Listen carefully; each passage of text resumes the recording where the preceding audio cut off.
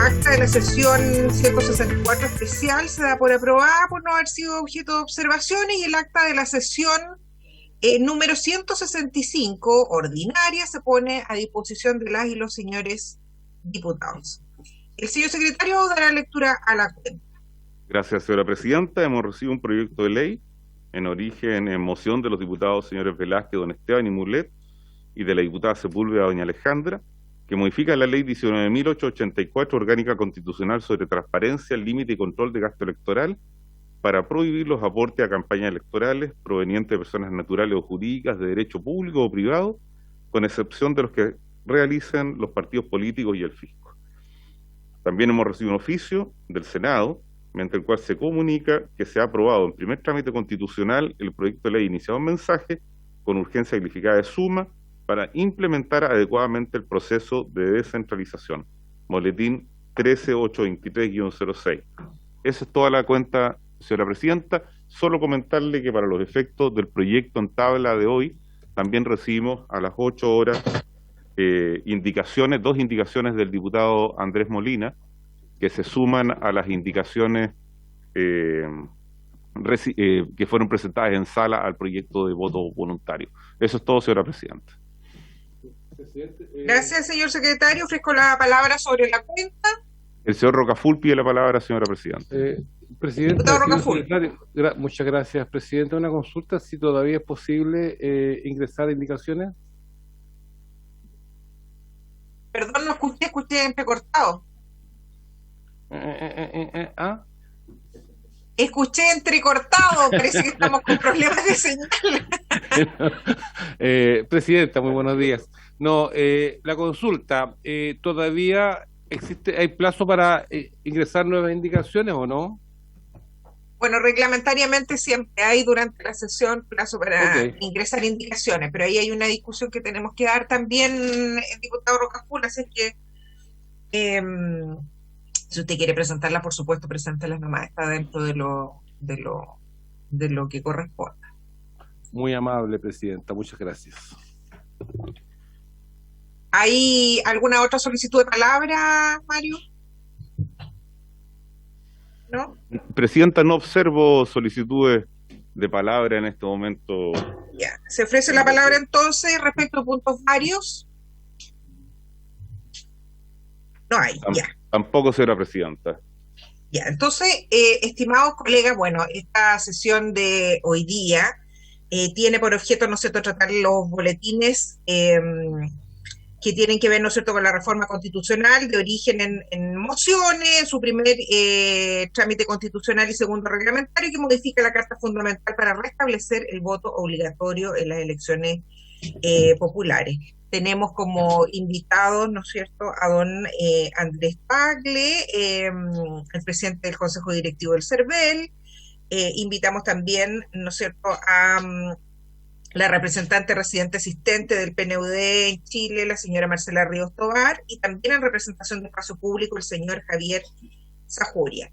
Estimados colegas, miren, es bien importante que hagamos una discusión también respecto de un tema que a mí me parece que es bien de fondo, y es que nosotros hemos conversado con distintos asesores legislativos, con la propia Secretaría y con muchas otras personas más, respecto, ¿no es cierto?, de una discusión que tenemos que dar y que yo espero que podamos dar en este momento previo, ¿no es cierto?, a la conversación con nuestros invitados, y que tiene que ver cómo vamos a abordar este proyecto. Lo cierto es que la tesis que yo sostengo y que es respaldada también, ¿no es cierto?, por los juristas, es que este proyecto de reforma constitucional debiera ser aprobado o rechazado, en particular solo respecto, ¿no es cierto?, de las mociones originales, porque gran parte de las indicaciones que han sido presentadas son más bien indicaciones que debiéramos tratar en otros proyectos de ley, porque tienen que ver, ¿no es cierto?, con la ley de votación y escrutinio, con la ley orgánica, y no con una reforma constitucional propiamente tal. Ahora, esto no quiere decir, bajo ninguna perspectiva, que estamos diciendo, ¿no es cierto?, que vamos a aprobar el proyecto de voto obligatorio sin tratar los otros temas. quiero desde ya decirles, tal como lo he señalado también públicamente, que la idea mía es que tratemos estos temas como un paquete, ¿ya? Es decir, veamos voto obligatorio, pero también veamos estos temas que tienen que ver, ¿no es cierto?, con la inquietud, no solo de los parlamentarios, sino que también, y que son absolutamente atingentes, sino que también de la opinión pública, y que tienen que ver, ¿no es cierto?, con si vamos a aplicar sanciones o no. Más bien, ¿no es cierto?, son temas que son parte de la ley de votación y escrutinio. Si vamos a hacer modificaciones respecto de la inscripción automática, voluntaria, que hay algunas cuestiones ahí, ¿no es cierto?, que se han tratado a través de las indicaciones, o temas tan relevantes, ¿no es cierto?, como avanzar. Nos hemos puesto de acuerdo también con el diputado Longton y con algunos de los mocionantes del proyecto. Nosotros ya tratamos anteriormente en esta comisión, que tenía que ver con el acercamiento de los locales de votación a los domicilios.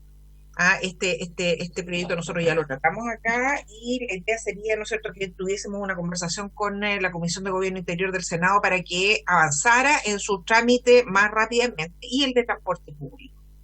Desde esa perspectiva, lo que les estoy tratando de decir es que en estricto rigor, si no la mayoría, si no todas las indicaciones, la verdad es que son inadmisibles. Pero mi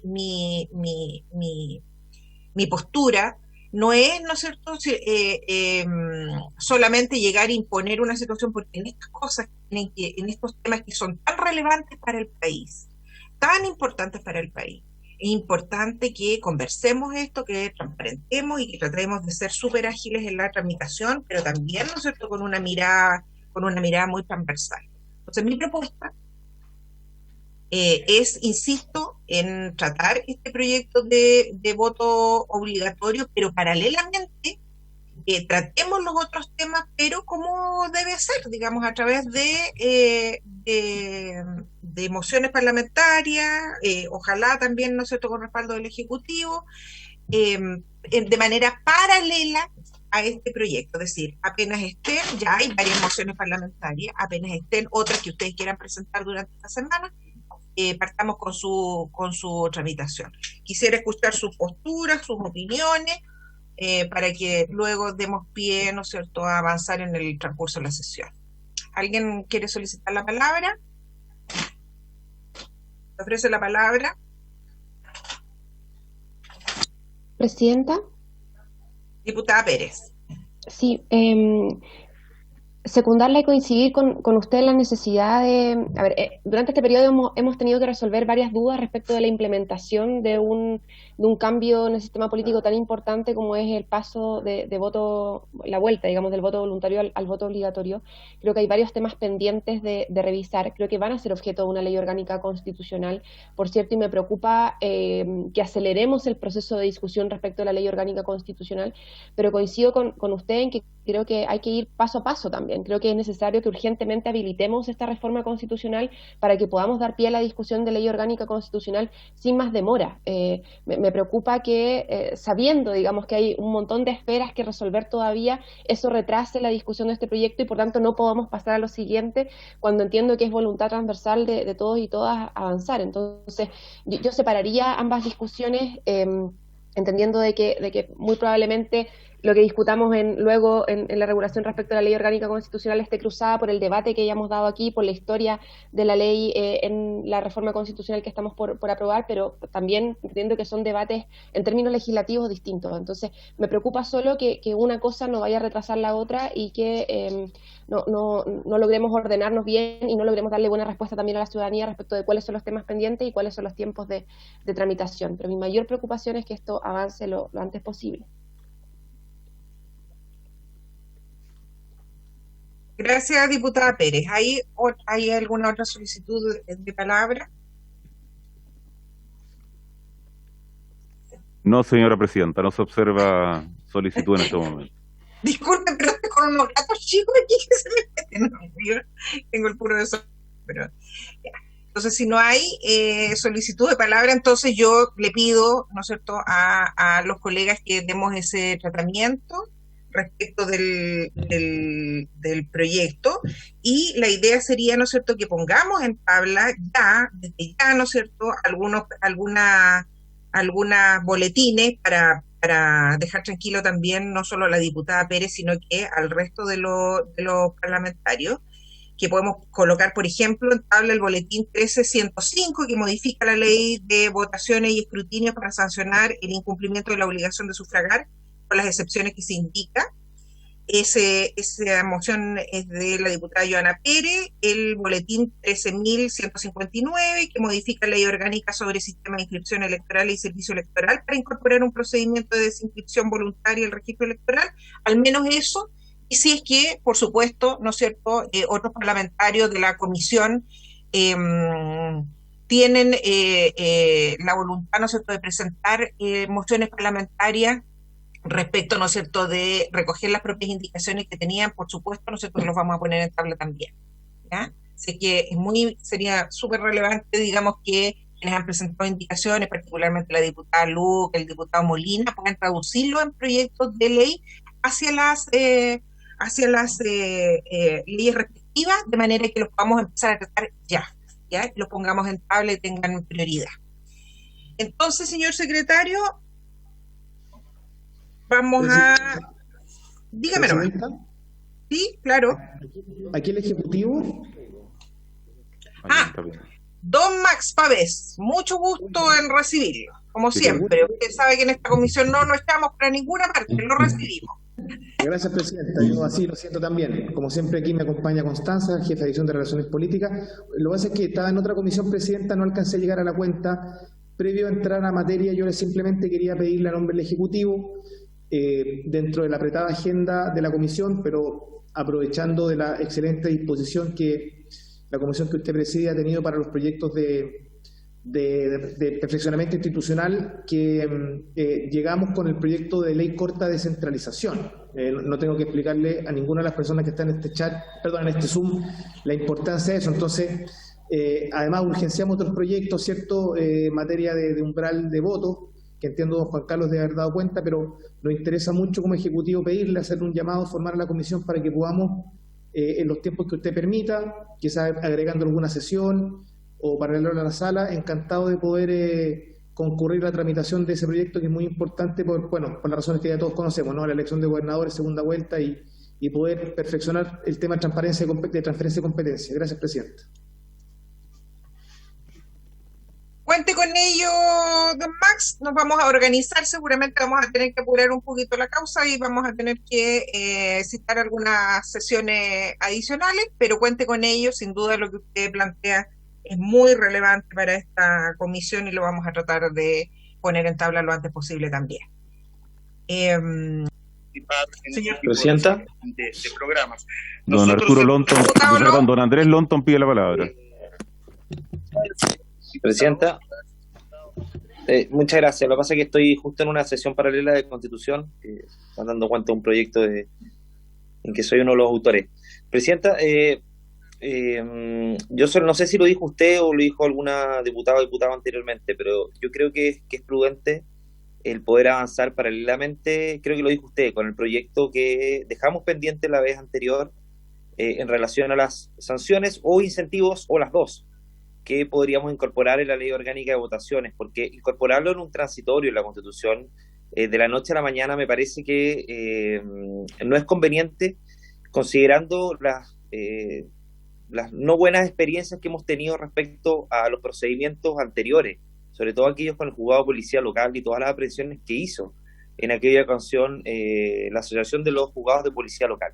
Entonces, a mí me parece que el poder avanzar en el voto obligatorio, así de manera, estableciéndolo en la Constitución, restableciéndolo y viendo todas las demás aristas en una ley, en el proyecto de ley que estábamos discutiendo en aquella vez, y dándonos el tiempo para verlo, con todos los invitados y obviamente que con todo el estudio que requiere para que efectivamente eso tenga resultado el día de mañana, me parece que es lo más conveniente y lo más serio, Presidenta, pero sí dar la señal respecto de que estamos avanzando con el voto obligatorio en una reforma constitucional.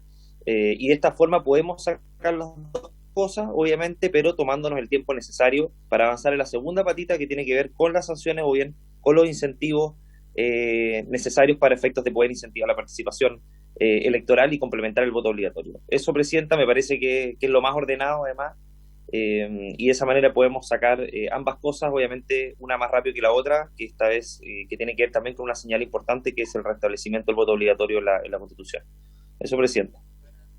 Gracias, diputado Longton. Efectivamente estamos, parece, todos en la misma sintonía. Lo que yo más les encargo, digamos, a los colegas es que presenten en estos días, ¿no es cierto?, las modificaciones, y que me hagan llegar por lo pronto, ¿no es cierto?, las sugerencias de invitados para ir revisando las distintas mociones. Seguramente en sala mañana podemos conversar un poquito respecto de los detalles, cómo nos podemos ir organizando. Vamos a tratar de manera separada entonces los temas con la agilidad correspondiente, y por supuesto reitero mi compromiso con el Ejecutivo de avanzar en los proyectos que ellos presentan, y también quiero decirle, ya lo habíamos conversado con el diputado Molina respecto, ¿no es cierto?, de que es muy importante avanzar en el proyecto que limita el arrastre de los distintos candidatos, particularmente en el Parlamento, que es un tema que yo tengo un compromiso personal con él y lo vamos a tratar lo antes posible. Dicho eso, señor secretario, entonces, y acordado en la comisión, creo que lo que corresponde entonces sería declarar inadmisible las distintas indicaciones y escuchar a nuestros invitados para que quiero proponerles, ¿no es cierto?, que citemos a una próxima sesión esta semana. Yo les sugiero el día miércoles a las 3 de la tarde, si es que existe la posibilidad de que nos juntemos para que procedamos a darle curso a la votación final. Y de ahí, ¿no es cierto?, nos ordenemos con los proyectos que estemos para que los revisemos y podamos avanzar en paralelo con el resto, si les parece. Hay acuerdo, Presidenta, porque nadie se manifiesta en contrario. Por lo tanto, se declaran inadmisibles la totalidad de las indicaciones presentadas al proyecto de reforma constitucional.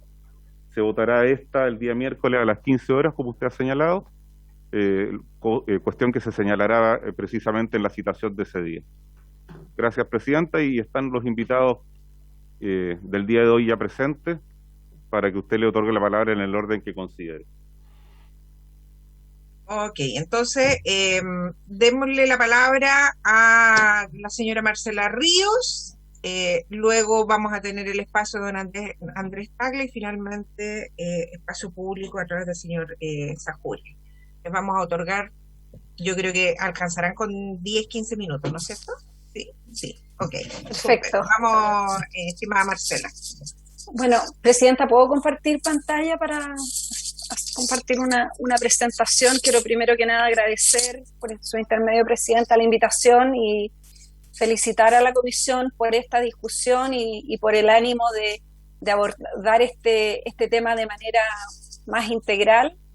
A mí, desde el PNUD, hemos venido acompañando este debate, participamos en la comisión al principio cuando se presentó este proyecto y como muchos de ustedes saben, hemos venido trabajando sobre temas de participación electoral, no solo haciendo estudios y diagnósticos, sino que también trabajando activamente con sociedad civil y nosotros de manera directa para incentivar la participación.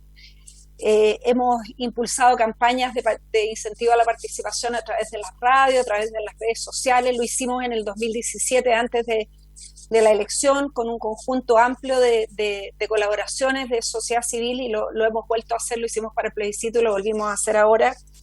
Este es un ámbito que para nosotros nos parece de la más extrema urgencia e importancia para fortalecer la salud de la democracia en Chile, así que felices de poder participar. Primero voy a hacer muy rápido diagnóstico que simplemente quiero poner en común algunas cosas. Como ustedes saben, podemos tener distintas interpretaciones de los datos, pero no podemos tener datos distintos, y en esto una cosa que ocurrió en el 2012 cuando la introducción del voto voluntario intentaba frenar una caída en la participación que ya se venía produciendo. Entonces, en eso una de las cosas que nosotros siempre tratamos de hacer hincapié es en que en que no nos olvidemos que parte de la discusión esta se inicia porque había un estancamiento en el padrón electoral. El padrón electoral, las personas iban cumpliendo 18 años y no se estaban inscribiendo.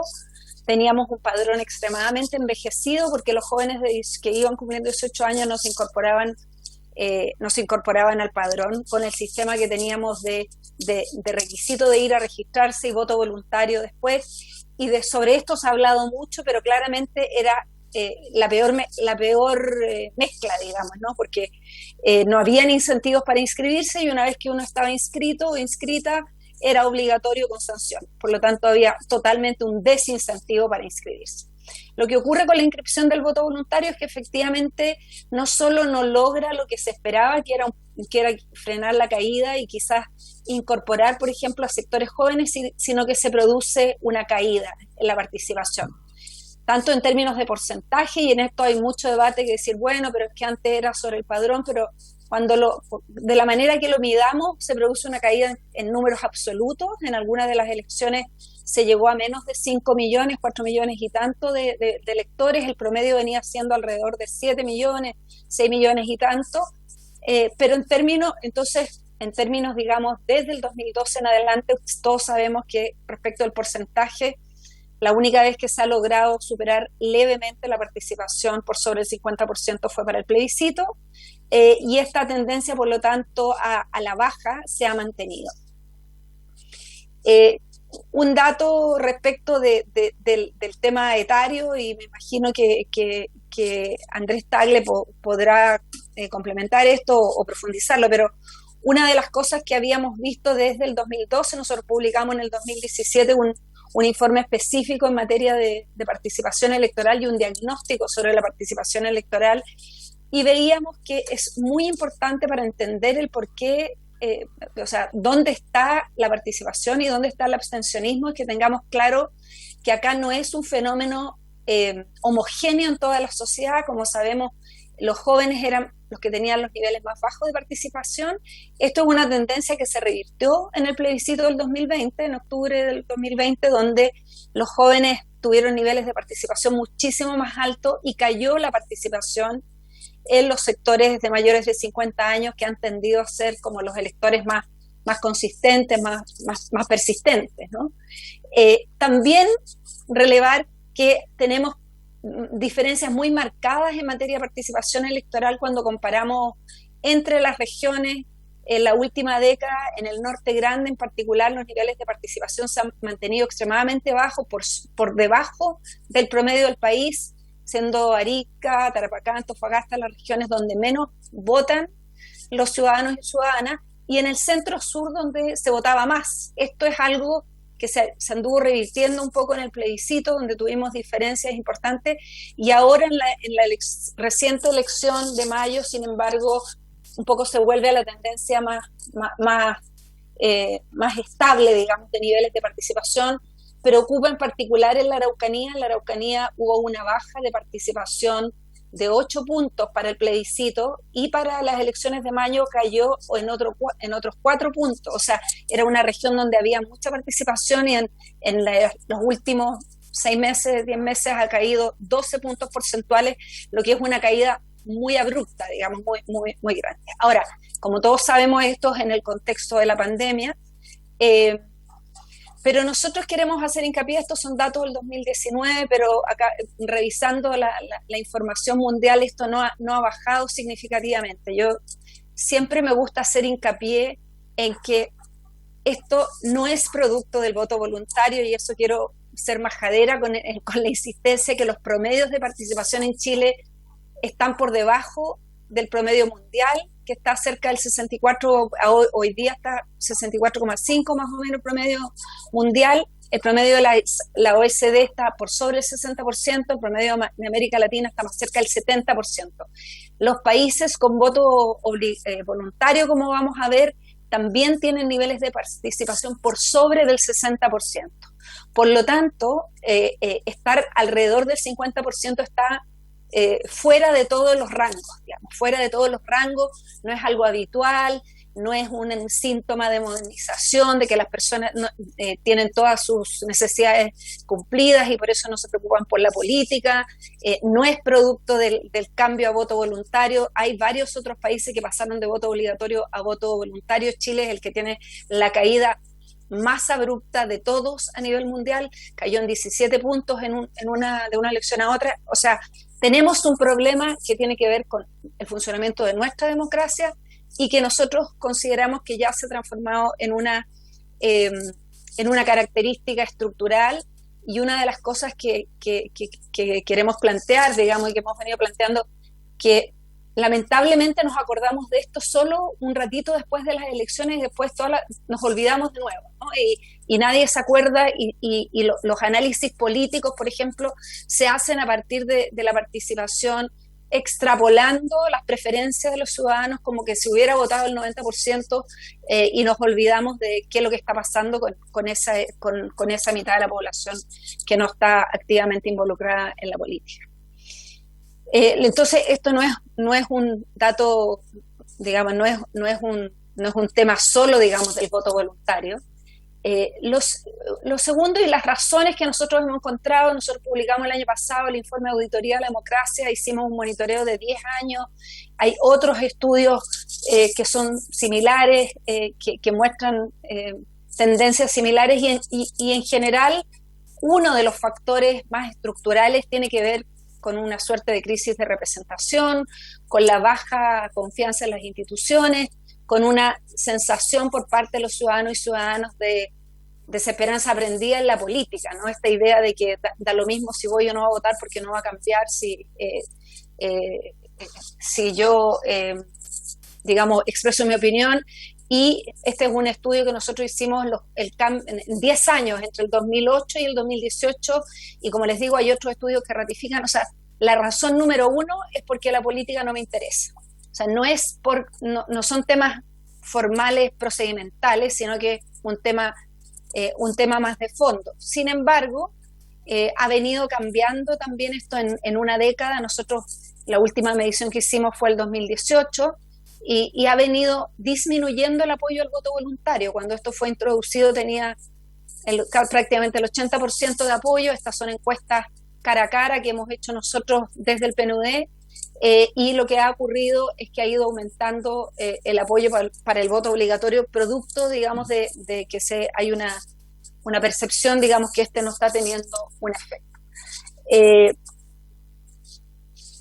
Mirando la información internacional, y yo revisé los informes que ha hecho la Biblioteca del Congreso, ahí hay harta información. Queremos simplemente volver a reiterar algunos datos a partir de la información de internacional. La mayoría de países del mundo tiene voto voluntario. 85% de los países en el mundo tiene voto voluntario, solo el 13% de los países tienen voto obligatorio, pero efectivamente prácticamente la mitad de esos 27 países está en América Latina. En América Latina es una región donde se ha implementado el voto obligatorio. Como les decía antes, existe claramente a nivel mundial, cuando vemos todas las elecciones de todos los países juntos, una diferencia importante entre los niveles de participación en países con voto obligatorio y con voto voluntario. 7 puntos porcentuales en los países con voto obligatorio. O sea, hay un dato duro, efectivo, digamos, de que los países con voto obligatorio tienden a tener mayores niveles de participación, pero como les decía antes, el promedio de participación en países con voto voluntario está lejos por sobre el 60%, cerca del 65%. Lo segundo, y esto es algo que yo sé que está al centro del debate y que esto puede parecer contraintuitivo, pero la mayoría de los 27 países que tiene voto obligatorio no aplica sanciones. Insisto, esto puede parecer contraintuitivo, pero incluso los países que tenían voto obligatorio han ido eliminando las sanciones efectivas, ¿no? ¿Quiénes aplican sanciones? Solo un conjunto muy pequeño de países en el mundo: Argentina, Australia, Bélgica, Bolivia, Brasil, Ecuador, Luxemburgo, Perú, Samoa, Singapur, Turquía y Uruguay. Esos son los únicos países que aplican sanciones efectivas y por lo tanto no solo son no solo los países con voto obligatorio son minorías, sino que los que aplican sanciones fuertes son aún un pequeño grupo, y como ustedes pueden ver, fundamentalmente en América Latina. Los efectos del voto obligatorio, esto sí es importante y existe mucha evidencia, abundante producción, que la obligatoriedad del voto no resuelve los problemas de base sobre abstencionismo. O sea, no, es como si me quebré una pierna y tengo mucho dolor, me puedo tomar analgésicos, pero los analgésicos no van a resolver el problema de por qué me quebré la pierna, me van a ayudar quizás con el dolor. Eso es súper importante tener presente en esta discusión. Pero sí, también tenemos mucha evidencia que muestra que el voto obligatorio ayuda a disminuir los niveles de desigualdad. Pero para que esto sea efectivo tiene que estar necesariamente acompañados de políticas permanentes de promoción de valores cívicos y de incentivo de la participación. Reduce la desigualdad política en vista de que quienes no votan normalmente son las personas más jóvenes, de escasos recursos y bajos niveles educativos, y eso es así en todo el mundo. O sea, con voto voluntario hay mayor desigualdad, los sectores menos favorecidos socioeconómicamente son quienes menos votan. Consideraciones adicionales, la implementación, como decíamos antes, es muy importante. Los países con voto obligatorio, como sanciones ya les mencionaba. El tipo de sanciones, en algunos países existen multas, pero también hay muchos países que consideran incentivos. En muchos de los países donde se aplican sanciones, se deja fuera de estas sanciones por ejemplo, en Argentina, Brasil, Ecuador, donde el voto es desde los 16 años, no se aplican sanciones para los jóvenes entre 16 y 18 años, y en la mayoría de los países donde se aplican sanciones tampoco se aplican para adultos mayores. En gran parte de estos países se reconocen razones, digamos, justificadas para no votar: enfermedad, distancia, algún tipo, digamos, de problemas se reconoce.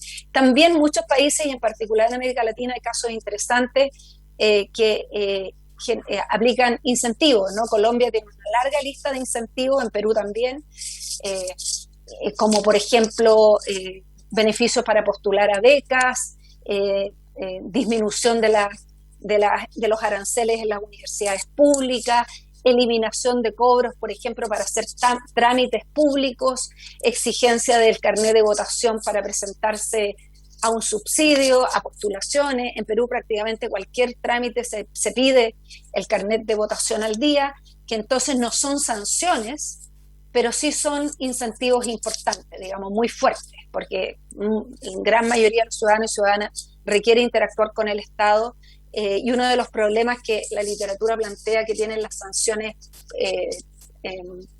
digamos, en términos de multas, es que tienden a no ser muy efectivas porque son extremadamente engorrosas en la implementación y porque quienes tienen recursos pueden pagar una multa sin mucha dificultad. La obligatoriedad del voto, como decía, no resolverá por sí sola la desafección en la confianza, y por eso me parece tan importante que la agenda que ustedes han planteado sea una agenda comprensiva y no solo sobre este tema, pero acá queremos recalcar también que es importante que si se avanza al voto obligatorio, no genere condiciones punitivas que sean particularmente concentradas en los sectores más pobres, que son hoy día quienes menos están votando, ¿no? Entonces, esto como creo que es importante que avanzar hacia un voto obligatorio no sea utilizado como una escapatoria para abordar otros problemas de fondo que tienen que ver con la relación de los partidos, con la dinámica de participación, etcétera, etcétera. Si se adoptan sanciones para aumentar la participación, que no sean demasiado duras, que pueden tener un efecto adverso, perjudicial en los sectores más vulnerables. Es muy importante pensar en procesos incrementales, perfectibles. No necesariamente esto se va a hacer todo junto de una sola vez. Hay muchos países que han mostrado que han ido avanzando de a poco y también después han cambiado, digamos. Han pasado de una cosa a otra, ahí tengo una falta de ortografía. Y que es muy importante que todo cambio en el régimen electoral debe ir acompañado desde el inicio con una fuerte inversión en recursos y procesos y políticas que vayan acompañadas a informar y comunicar. En la reciente elección, por ejemplo, hubo mucha discusión que los escaños reservados que fueron aprobados fueron el mecanismo más tardíamente aprobado respecto a los otros. Había muchas personas que decían que no sabían cómo funcionaban, que los vocales no estaban enterados, todo, que los ciudadanos y ciudadanas no sabían. O sea, cuando se hace cualquier cambio al sistema de votación es importante invertir en informar con mucho tiempo y a través de distintos mecanismos para poder llegar a distintos sectores. No basta con poner la información en una página web. Obviamente que parte de esta discusión puede estar presente en la Convención Constitucional y lo planteo ahí como una discusión que no es solo jurídica, sino que también política y les puede competir a ustedes, digamos, dirimir. Y finalmente, decíamos que la baja de participación está concentrada en los sectores más pobres de las grandes ciudades. Eso es bien importante, es un fenómeno más urbano que rural. Había estado concentrada en los jóvenes, pero hemos visto en las últimas 2 elecciones que hemos tenido una caída de la participación en adultos mayores que puede estar asociada al COVID y a la preocupación por contagio, y que puede ser pasajera, pero no sabemos si eso es así. Necesitamos seguir invirtiendo en formación ciudadana. Nosotros es algo de lo que venimos haciendo mucho hincapié, muchas campañas comunicacionales, formación desde los ciclos iniciales. No basta con una asignatura en tercero y cuarto medio, eso es llegar muy tarde a la formación ciudadana. Necesitamos empezar desde la educación preescolar, necesitamos hacer un trabajo especialmente con docentes y con estudiantes de pedagogía, ojalá con las universidades, para incorporar en la formación docente de manera mucho más proactiva lo que hoy día no existe, que son una malla robusta en materia de formación ciudadana. Muchos países tienen prácticas de práctica participativa. Nosotros hicimos esto en 8 comunas en el 2017, simulando un programa que tiene Canadá, que hace el Servicio Electoral Canadiense junto a ONG, que durante las elecciones, todas las elecciones se hacen simulaciones electorales en todas las escuelas, lo que permite a los niños y niñas votar por los mismos candidatos que sus padres en una simulación muy parecida a lo que es una elección general. Es una práctica que se usa en otros países y que empieza a introducir a los niños de muy pequeños en el acto de participar. Nosotros lo que hemos planteado y la evidencia que muestra que la participación se aprende participando, es como las matemáticas, no es solo en abstracto y de pizarrón, de teoría. Si los niños salen de la escuela sin nunca haber ni siquiera votado por un presidente de curso, es muy difícil que entienda para qué sirven las elecciones, que tú puedes ganar o perder, que hay que hacer programas, que hay que hacer campañas, que hay que convencer a los otros, que tienes que dar, que el que gana tiene una oportunidad y después tú vas a tener que tener otra oportunidad. O sea, ¿para qué sirve la democracia representativa? Es algo que tiene que ser una práctica de vida y no solo una teoría que no está nunca presente en la vida de los jóvenes. Finalmente, y acá yo creo que hay una agenda que tiene que ver con algo que ya planteaba la diputada al principio, que tiene que ver con la accesibilidad del voto. Nosotros hemos hecho un conjunto de focus desde el 2019 hasta ahora, y también los hicimos antes de las elecciones del 2017, y sí aparecen temas persistentemente de las personas de por qué no votan, que también tienen que ver con temas procedimentales. La gratuidad del transporte, la falta de transporte en muchas comunas. Hay déficit de transporte, lo vimos la semana pasada anterior que habían. El tema de la georreferenciación de los locales es muy importante. En una familia con un ingreso promedio de menos de 500.000 pesos, donde el transporte no es gratuito, donde hay 4 integrantes que tienen 4 lugares de votación distintos, que además tienen niños pequeños, que además están a cargo de adultos mayores, la logística de ir a votar es extremadamente engorrosa. El Estado tiene que hacer todo para que votar sea indoloro, no para que nos cueste, no es que hay que hacer todo para que sea subir el Everest, es todo lo contrario, es el Estado el que tiene que hacer todo para que esto sea fácil y para que los ciudadanos y ciudadanas de menores recursos puedan hacerlo sin que esto signifique casi un acto de heroísmo de una persona caminando 30 cuadras.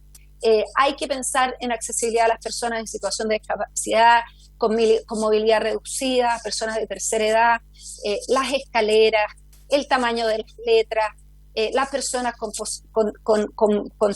temas, digamos, de enfermedad o por postrado, que pueden estar conscientes y quieren participar. O sea, podemos tener una agenda que pueda ser incremental, no de un día para otro, pero ir implementando pronto algunas de estas medidas. Yo sé que el CERVEL ha estado estudiando esto, nosotros acabamos de firmar un convenio, estamos muy a disposición de poder apoyar a partir de la experiencia internacional, pero acá hay un trabajo por hacer, el tener un padrón electrónico para cortar los tiempos de inscripción, para permitir más flexibilidad para los lugares, etcétera. Una idea que también nos ha aparecido mucho en los focus es que las personas dicen que sería bueno cambiar el día de votación. Yo sé que esto es, en términos prácticos, un tema no menor, pero las personas dicen que sería mejor que no fuera un domingo, que es el único día libre que tienen las familias, el día que van a las ferias, que van a comprar, que las mamás tienen que cocinar, preparar las cosas de los niños para la escuela, que por qué no es como el censo un día a semana.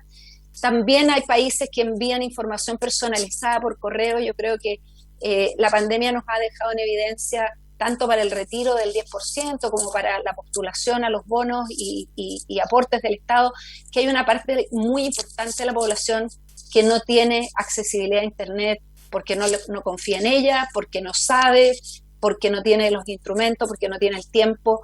El Estado necesita buscar unas maneras de acercamiento distintas. Por ejemplo, en Inglaterra se les mandan cartas personalizadas a todas las personas cuando se les cambia de lugar o para informarles dónde les toca votar. Eso es algo que sería de fácil implementación, y si bien no lo va a leer el 100% de los electores, puede que le llegue a un grupo no menor y les facilitaría la vida, por ejemplo, a la gente saber que las cambiaron de lugar de votación con antelación y que les llegue una carta personalizada invitándolas con un lenguaje accesible a votar.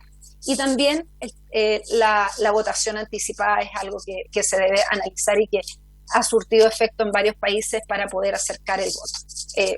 Lo dejo hasta ahí, Presidenta. Muchas gracias. Muchas gracias, Marcela, se agradece. Bastante interesante lo que plantea. Quisiéramos entonces darle alrededor de los mismos 10 o 15 minutos también a don Andrés Tagle para que nos presente su visión respecto del proyecto de ley, sanciones y todo lo que hemos estado tratando. Don Andrés. Gracias, Presidenta. Agradezco la invitación a la comisión. Espero poder hacer aportes sobre el tema. Bueno, de la discusión de fondo, voto voluntario, voto obligatorio, yo no me quiero referir mucho, cada uno puede tener su posición, en el CERVEL probablemente en el Consejo no sea unánime, en el fondo, bueno, hay demasiada literatura en el mundo, las dos son opiniones válidas, como se dijo, la mayoría del mundo es voluntario y en general en Europa siendo voluntario adquiere buenas participaciones. Básicamente en Latinoamérica está lo obligatorio y con algunas excepciones de sanciones, el voto obligatorio en Latinoamérica.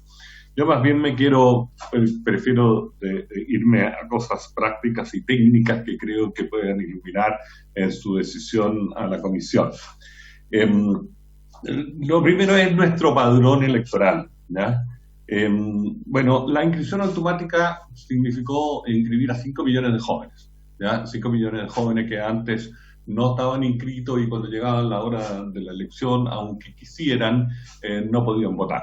Tenían que haber hecho este trámite 3 meses antes con anticipación y obviamente nunca se acordaban de hacerlo o no querían hacerlo o no querían quedar amarrados a un voto obligatorio y por lo tanto al final no se inscribían.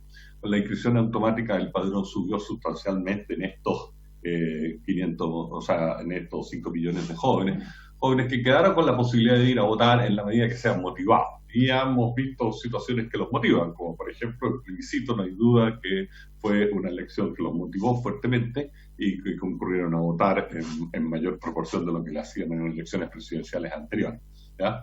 Nosotros este viernes tenemos un seminario a las 11 de la mañana, donde vamos a librar los datos sobre la participación del plebiscito. Si alguien quiere inscribirse, bienvenido ahí para su participación. bueno, Marcela Río va a comentar esos antecedentes por lo demás, digamos, ¿ya? Ahora bien, aquí hay que considerar que el padrón tiene dos situaciones que de repente cuando se calcula participación se subestima, por así decirlo. Una es, tenemos unos 400.000 chilenos nacidos en Chile que viven en el extranjero y están inscritos principalmente con su lugar de nacimiento, con la comuna de donde nacieron.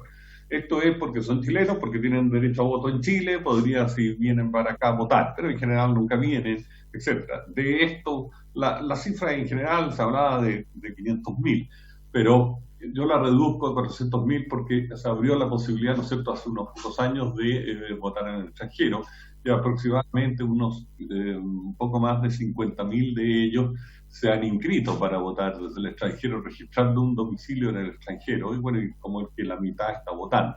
Ahí también hay problemas logísticos de desplazamiento, especialmente en situaciones de pandemia, como en el principio. Pero estamos sobreestimados con este padrón que tiene chilenos que se fueron de Chile y que no tienen mayor interés claramente en participar y no han actualizado su domicilio en el extranjero, ¿ya? También tenemos una situación de fallecidos, básicamente es lo mismo, son fallecidos, son personas nacidas en Chile que han fallecido en el extranjero y que no han hecho trámite de defunción en Chile, y por lo tanto el registro civil a nosotros no nos dice que están muertas, pero se presume que están muertas por edad o por otras circunstancias, y esto ha ido creciendo. Ahora, yo creo que la cifra la vamos a ver ahora cuando deponemos al padrón, porque la ley miscelánea permitió esta depuración, estamos esperando la información del registro civil, pero obviamente eso va a estar ya limpio para las elecciones presidenciales de noviembre, ¿ya? Ahora, pero yo diría que el mayor problema es la desactualización de domicilio electoral, ¿ya? Nosotros estimamos que hay una desactualización de domicilio electoral que debe ir entre 25 y 30% que están en domicilios desactualizados, ¿ya? Y eso es que las personas no los actualizan a pesar de las facilidades que de alguna manera se le otorgan, ¿ya? Y cuando llega la hora de votación, obviamente tienen que desplazarse y pierden el interés del desplazamiento, ¿ya? Es una cifra importante, nosotros la obtenemos básicamente de las notificaciones por correo, ¿ya? A los vocales de mesa o a otros, y la devolución que implica esas notificaciones en algunos casos con cartas certificadas. 25 a 30% del padrón, y eso es bastante frecuente en la cifra que se maneja de desactualización de domicilio de empresas que tienen grandes bases de datos ciudadanas como las AFP, que yo he visto, otras con personas de mucho tiempo, mutuales, etcétera, donde los domicilios tampoco son a la larga actualizados por las personas. Eso a pesar de nuestros mecanismos automáticos, ¿ya? Un primer mecanismo, por decirlo automático, ¿no es cierto?, ha sido que ha funcionado bien y mal, digamos, ahora espero que bien, digamos, es la persona al renovar su carnet de identidad o pasaporte, la obligación del oficial del registro civil de darle a conocer su domicilio electoral y ofrecerle la posibilidad de cambio. En algún momento, ¿no es cierto?, de esta aplicación esto se comenzó a hacer automático, se le cambiaba inmediatamente al domicilio, a cualquier domicilio que tenían, sin preguntarle, digamos. Ahora está funcionando mejor y eso es una fuente de cambio. Ahora, hemos mejorado mucho, y en la verdad, con clave única. La clave única ha sido una gran ayuda y el grueso de los cambios de domicilio hoy día se hacen por clave única. La pandemia ha hecho a la gente usar mucho más la clave única y disponer de ella, y yo creo que nos está mejorando. Y ahí hay cifras alentadoras. Les quiero decir que en los 3 días que se abrió, después de la elección del 16, o sea, 17, 18 y 19, fueron 3 días para actualizar domicilio electoral para las elecciones primarias, no para la segunda vuelta de gobernadores de 2 semanas más, sino que para la primaria. Se hicieron en 3 días 235.000 cambios de domicilio por clave. O sea, una cifra contundente, digamos, que de alguna manera estaba motivada por la gente que no pudo votar porque estaba desactualizado o porque votando no le acomodaba ese domicilio que era antiguo, etcétera, y se cambió, ¿ya? Ahora, en el fondo, esta es un poco la situación del padrón, ¿ya? Sí, datos como, por ejemplo, la actualización de padrón son notables. O sea, pensemos en un joven y las elecciones locales. Pensemos en un joven que fue inscrito cuando iba a tener 18 años en la primera elección. Entonces, ¿dónde se le inscribió? En la dirección donde sacó su primer carnet de identidad. Supongamos que lo sacó a los 12 o a los 14. Ya era una dirección donde vivían sus padres, pero 10 años después o 15 años después está viviendo solo, está viviendo en otro lugar.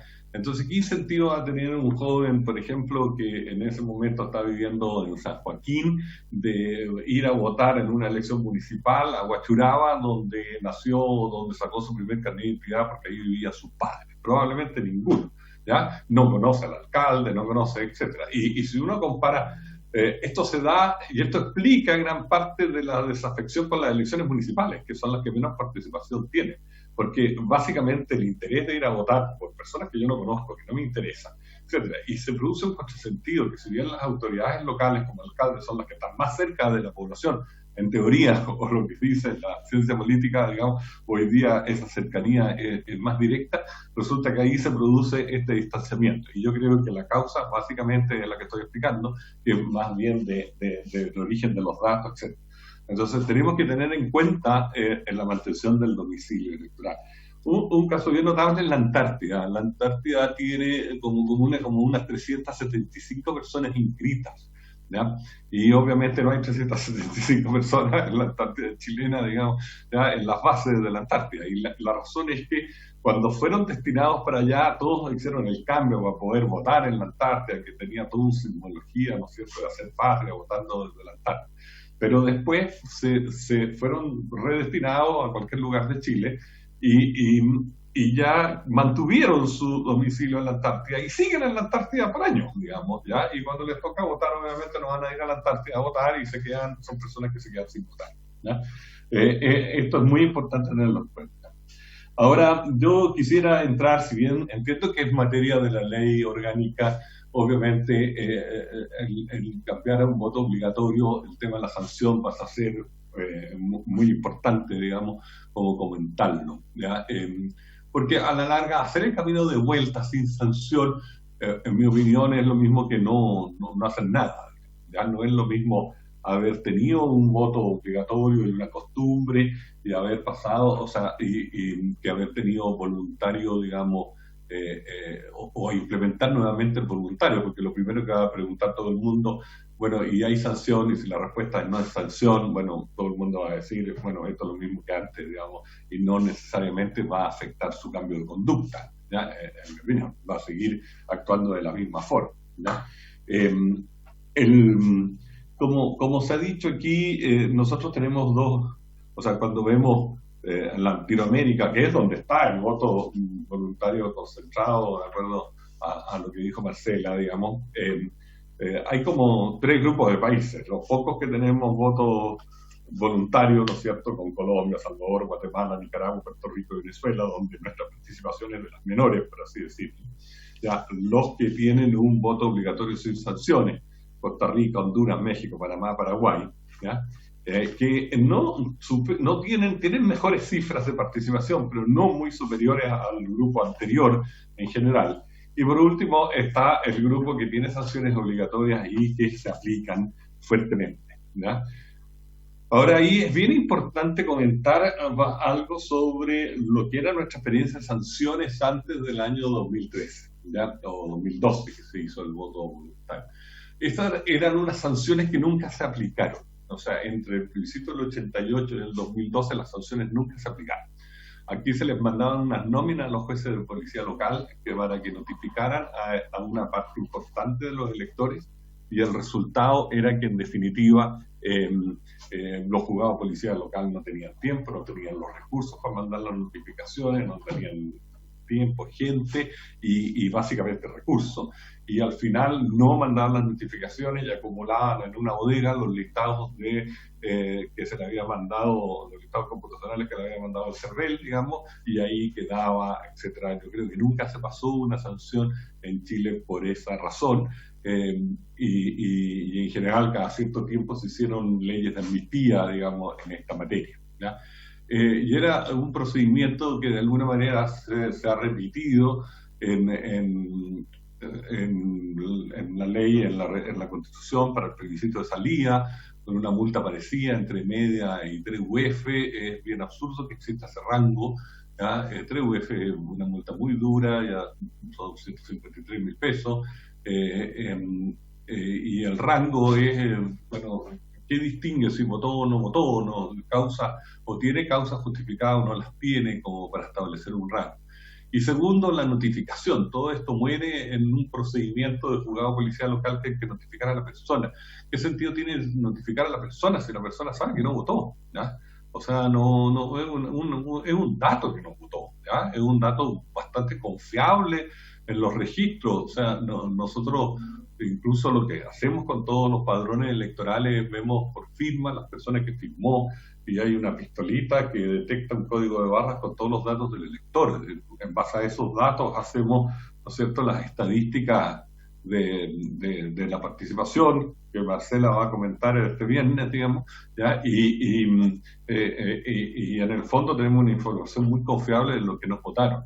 La persona que no votó sabe que no votó, y en el fondo ya partir por la notificación es una traba burocrática administrativa que hace que todo el sistema no funcione, ¿ya? Y por lo tanto es muy importante que si hay sanción haya una percepción de la población de que esa sanción existe.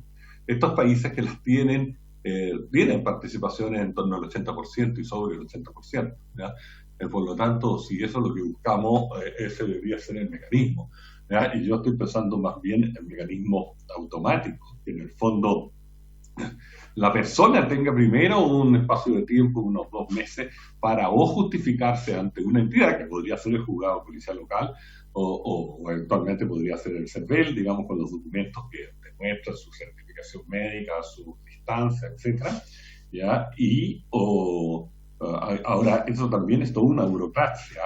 Fíjense que los datos que nosotros tenemos, que antes del 2012, en las elecciones generales anteriores, 647.000 personas se excusaban en Carabineros para demostrar ese día que ellos estaban a 200 kilómetros de distancia de su lugar de votación. Entonces iban a dejar una constancia a Carabineros justamente para eventualmente evitarse una multa si es que eran citados, a pesar de que nunca eran citados.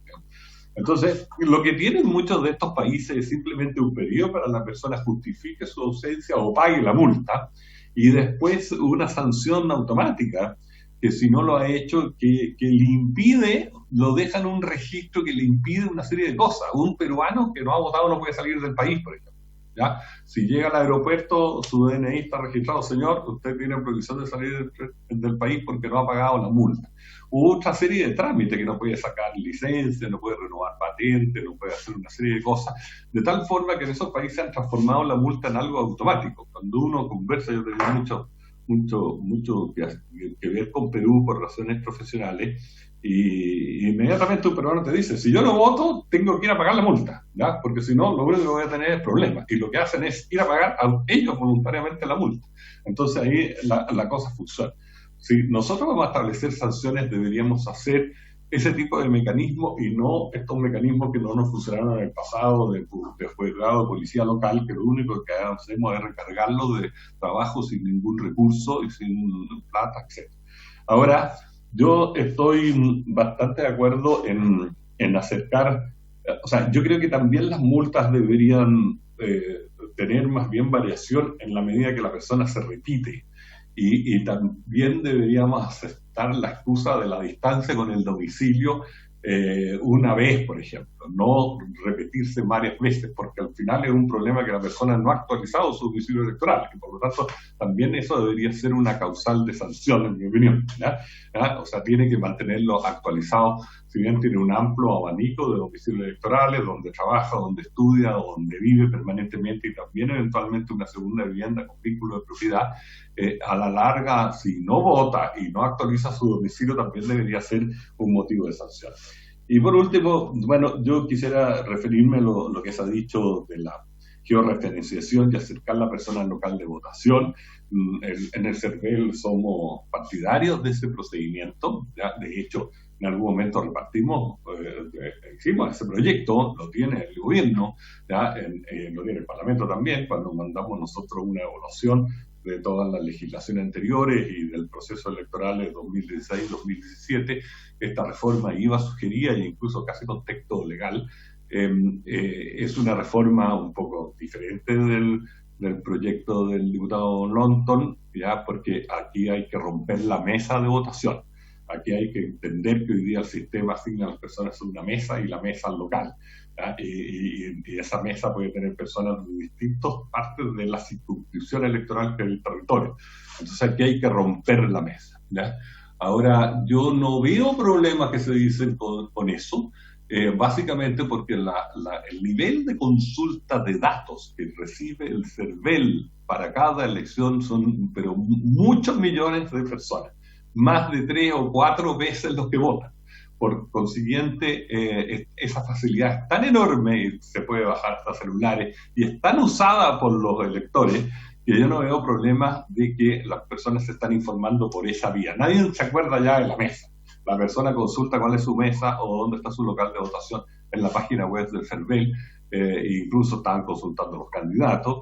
Entonces, es bastante posible. Pero esa reforma tiene que ser bien hecha, o sea, hay que partir modificando la ley de inscripciones, no la ley de votaciones, y diciendo que ya no haya una mesa fija y que las personas, digamos, se asignen al local por georreferenciación y posteriormente dentro del local a las mesas por orden alfabético, porque ahí ya no tiene ningún sentido el que tengan Y yo, bueno, también quiero hacer un punto, no repetir lo que dijo Marcela, pero un punto que quizás se me quedaba es que nosotros tenemos una fuerte diferenciación por comuna de participación, ¿ya? Que podemos ir desde 30 hasta 70, 75%.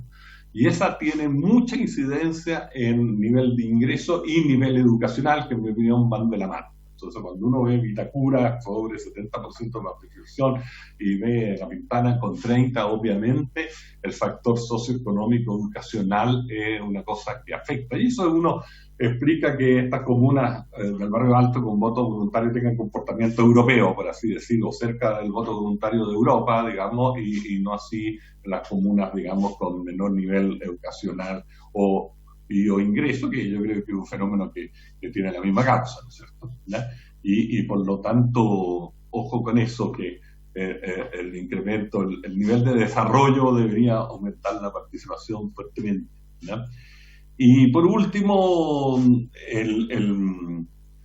bueno, yo estoy de acuerdo que al hacer la georreferenciación y acercarle el local de votación a las personas, disminuimos el tema del transporte, pero sin duda el tema del transporte es un problema.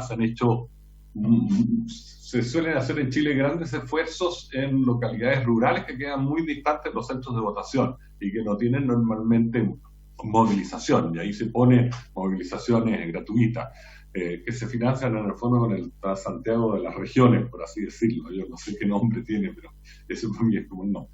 Ahora, esos fueron como, la última elección fueron como 2.400 de recorridos diferentes a lo largo de Chile, incluyendo barcazas y lanchas, digamos, que cruzan lagos y distancias, digamos, por mar, ¿ya? Ahora, más los metros, pero obviamente falta el transporte terrestre, que su costo, según nos han dicho muchas veces, el transporte es mucho más caro que toda la elección junta, digamos, de hacer, ¿verdad? Y esas son las razones de esas restricciones.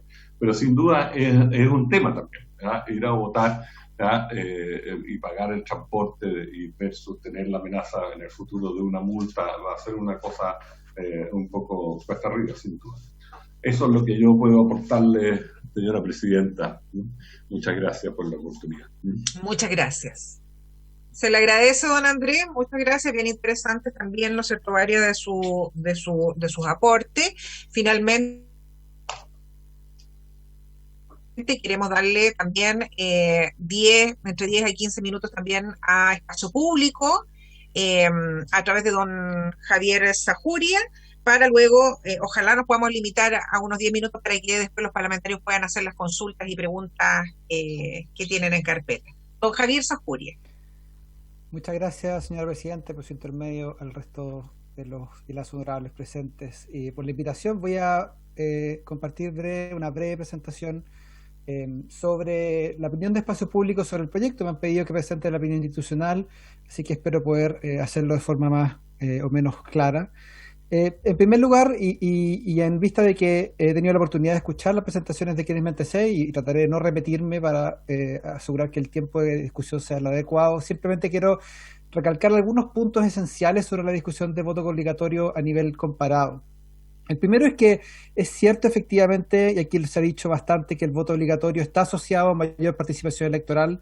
La relación causal siempre es compleja en ese tipo de situaciones porque el análisis se tiene que hacer en base a si es que los países que tienen voto obligatorio lo tienen porque lo han tenido así desde recuperación de democracia, en el caso de los países latinoamericanos, o si efectivamente, que el caso australiano probablemente es el más utilizado para analizar, hay una relación causal entre el voto obligatorio y el aumento en la participación, sea como sea. En promedio, el Instituto de Democracia y Asistencia Electoral calcula que la diferencia en promedio es 7,3% de aumento de participación, pero también hace ver que la participación ha ido cayendo en todos los sistemas de forma más o menos paralela en el mundo. Así que este es un fenómeno que no es solamente chileno, claramente en Chile está bastante más, está más fuerte que lo que podríamos ver en otros países. Lo interesante de por qué nos importa el voto obligatorio, y no voy a referirme a la discusión sobre la noción de derecho, deber, o las discusiones más normativas respecto al voto obligatorio, eso quedará quizás en otras instancias y feliz de comentarlo si es que lo desean, pero es importante darse cuenta que incluso con voto obligatorio tenemos una varianza en términos de la participación, y esa varianza, como decía el presidente del CERVEL, está muy asociada al rol de las sanciones, y también está asociada, y hay harta evidencia, al rol de la confianza institucional a nivel de país.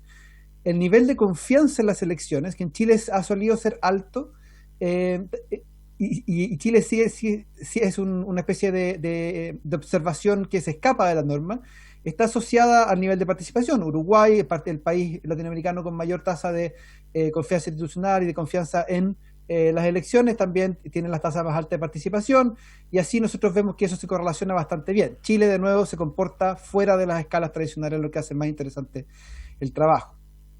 Ahora, la pregunta sobre el voto obligatorio tiene que ver que mientras más baja sea la participación, aumentan los espacios para los sesgos, que no es lo mismo que decir que aumentan los sesgos, quiere decir que el espacio para que existan sesgos aumenta.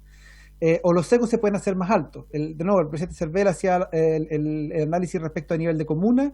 Yo siempre soy cuidadoso del análisis respecto a comuna porque los análisis a nivel agregado suelen esconder algunas variaciones que a nivel individual son distintas. Pero lo interesante aquí es el trabajo que hizo Daniel Brieva y Kenneth Bunker en el 2019. Ellos hicieron este análisis posterior a la inclusión del voto voluntario en Chile. Y ellos plantean que en el caso chileno los sesgos no se comportaron de la forma que uno esperaría. El sesgo de clase aumentó efectivamente en los sectores urbanos, pero no en los sectores rurales. Y el sesgo de edad disminuyó. Es decir, la tasa total de participación bajó, eso es un hecho, pero la forma en que se comportó dentro de los distintos grupos sociales no fue en todas las direcciones esperadas en todos los segmentos. Y la ruralidad y la urbanidad tienen efectos distintos. La edad, el sesgo de edad que se había construido con el sistema de inscripción automática, perdón, con la inscripción voluntaria, se rompió en términos de la participación.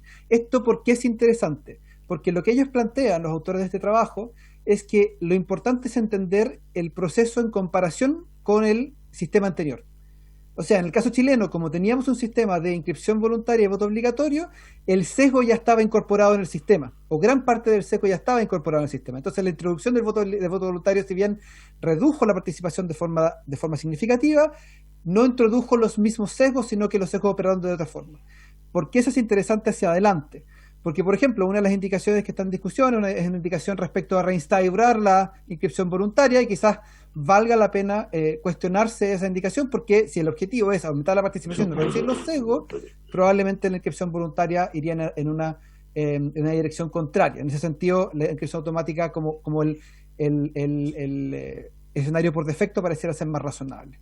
Lo último que nos dice la evidencia consistentemente es que votar y la participación electoral, la participación política en general, es un hábito.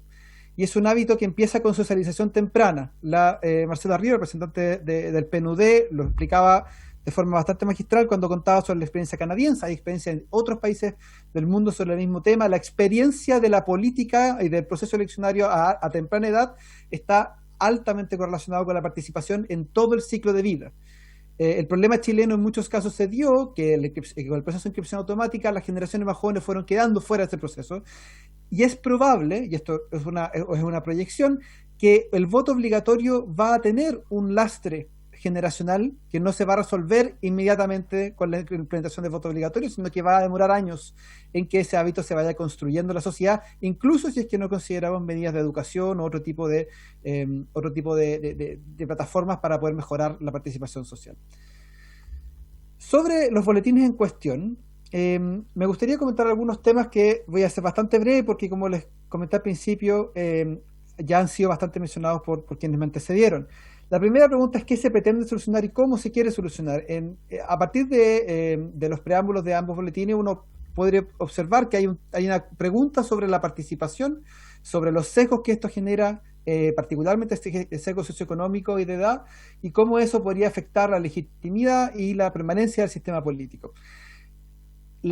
Quizás lo más interesante de mencionar en esto es que efectivamente, como les comentaba, el voto obligatorio sí probablemente aumentará la participación, pero no necesariamente en las direcciones que estamos esperando. Y además hay una pregunta respecto a si es el voto obligatorio suficiente para fomentar mayor legitimidad del sistema o mayor capacidad del sistema para absorber demandas públicas. Lo otro es el tema de las sanciones. Ya se ha mencionado latamente por el presidente del CERVEL, pero además quisiera hacer hincapié en lo mismo que mencionaba la presidenta del PNUD, Marcela Ríos, que hay sesgos de clase que están involucrados en este proceso, y por lo tanto cualquier sanción, y esto es cualquier elemento de incentivos, si la sanción es excesivamente alta, genera un sesgo de clase, y particularmente porque se le está cobrando a aquellas personas que votan menos, sin preguntarse por qué se vota menos, que es una pregunta interesante. Y además, si la multa o la sanción es muy baja, muchas personas pueden simplemente decidir pagar la sanción, como en el caso peruano que se comentaba anteriormente, y por lo tanto el efecto de la sanción en la generación de hábito o en llevar a la gente a votar puede no ser tan claro ni tan directo. Lo otro es que les comentaba rápidamente el sistema de inscripción. El proyecto es un proyecto de reforma constitucional, no se hace cargo de gran parte de los detalles del proceso, pero hay una pregunta interesante por la indicación que está en tabla respecto a la inscripción automática. Tampoco se plantean temas de desinscripción, que ha sido un debate que se dio en su momento con el tema del voto voluntario, y que sería interesante observar si es que existe la posibilidad de las personas de desinscribirse, así como las personas pueden cambiar su domicilio electoral. Entiendo que desde el punto de vista práctico puede ser complejo, sobre todo dado que hoy en día todas las personas están en el padrón, pero es una pregunta interesante respecto al proceso. Lo otro son los plazos, y lo voy a comentar en un segundo respecto a la oportunidad. Esta normativa requeriría también implementación a nivel legal, y por lo tanto hay una pregunta de cómo eso se va a implementar y si va a alcanzar a ser aplicable para las elecciones de fin de año. Y si no es aplicable para las elecciones de fin de año, entonces estamos pensando en una oportunidad mucho más adelante, en la cual probablemente no sabremos cuál es el sistema electoral que va a estar vigente, ni el tipo de elecciones que vamos a tener, ni las instituciones que van a ser electas. Por lo tanto, hay una pregunta ahí respecto a cuál es la capacidad legislativa para poder sacar adelante este proyecto en tiempos que hagan razonable legislar sobre este tema. Y lo último es el tema de facilitación del voto. Aquí se ha mencionado el tema del transporte, la georreferenciación. Se ha hablado, no he tenido la oportunidad de escuchar que se hable sobre personas privadas de libertad.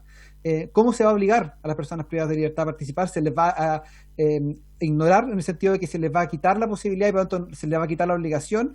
¿O finalmente se va a hacer lo que se ha pedido por mucho tiempo, tanto por el Poder Judicial como por la sociedad civil, de implementar mecanismos para que las personas privadas de libertad puedan participar en el proceso eleccionario y no sean excluidas en su derecho político, a pesar de que muchas de esas personas, ya sea porque no han sido condenadas a pena efectiva o porque están siendo imputadas por un delito, o sea, aún siguen siendo inocentes a los ojos de la ley, están siendo absolutamente negadas en su derecho de participación. Y también en espacio público nosotros podemos hacer llegar esta información a la comisión si es que fuera requerido. Hemos trabajado sobre la pregunta del voto postal, no el voto postal como una herramienta para usar de forma de forma alternativa al voto personal. No se trata de reemplazar el voto personal por el voto postal, pero sí de ocuparlo como un mecanismo complementario, particularmente para aquellos segmentos de la población a las cuales llegar a los locales de votación se les hace más complejo, por razones de enfermedad, por razones de privación de libertad, por razones de edad, etcétera. Entonces, hay mecanismos, el país tiene mecanismos habilitados para el funcionamiento, la empresa Correo de Chile funciona con otros países que tienen sistemas de votación postal, y por lo tanto es un debate que quizás sería interesante incluir dentro del proceso de voto obligatorio, porque al final del día hay segmentos de la población que ya sea van a tener que estar obligados a votar y recibir una sanción, o van a tener que justificarse, y por lo tanto quizás una alternativa mediana sea otorgarles la posibilidad de votar con un mecanismo alternativo. Lo último son cuestiones finales, y les prometí hacerlo corto, así que voy a hacerlo así mismo. La primera pregunta, y con todo el respeto que merecen todos los miembros de la comisión, señora presidenta, por su intermedio, es respecto a la oportunidad de legislar este tipo de situaciones en medio de un periodo electoral que ya está funcionando. Estamos en medio de primarias, campañas de primarias o campañas de gobernadores de segunda vuelta, van a partir las de primarias. En otros países, y aquí cito el caso del Reino Unido, existe el concepto de la purda. Y la purda es un periodo que se da desde que se convoca elecciones hasta que ocurren las elecciones, en la que los gobiernos no pueden hacer cambios de política pública que puedan afectar el transcurso de las elecciones. En este caso particular, cambiar el sistema electoral o cambiar el sistema de votación a 5 meses de la elección iría en contra de ese principio.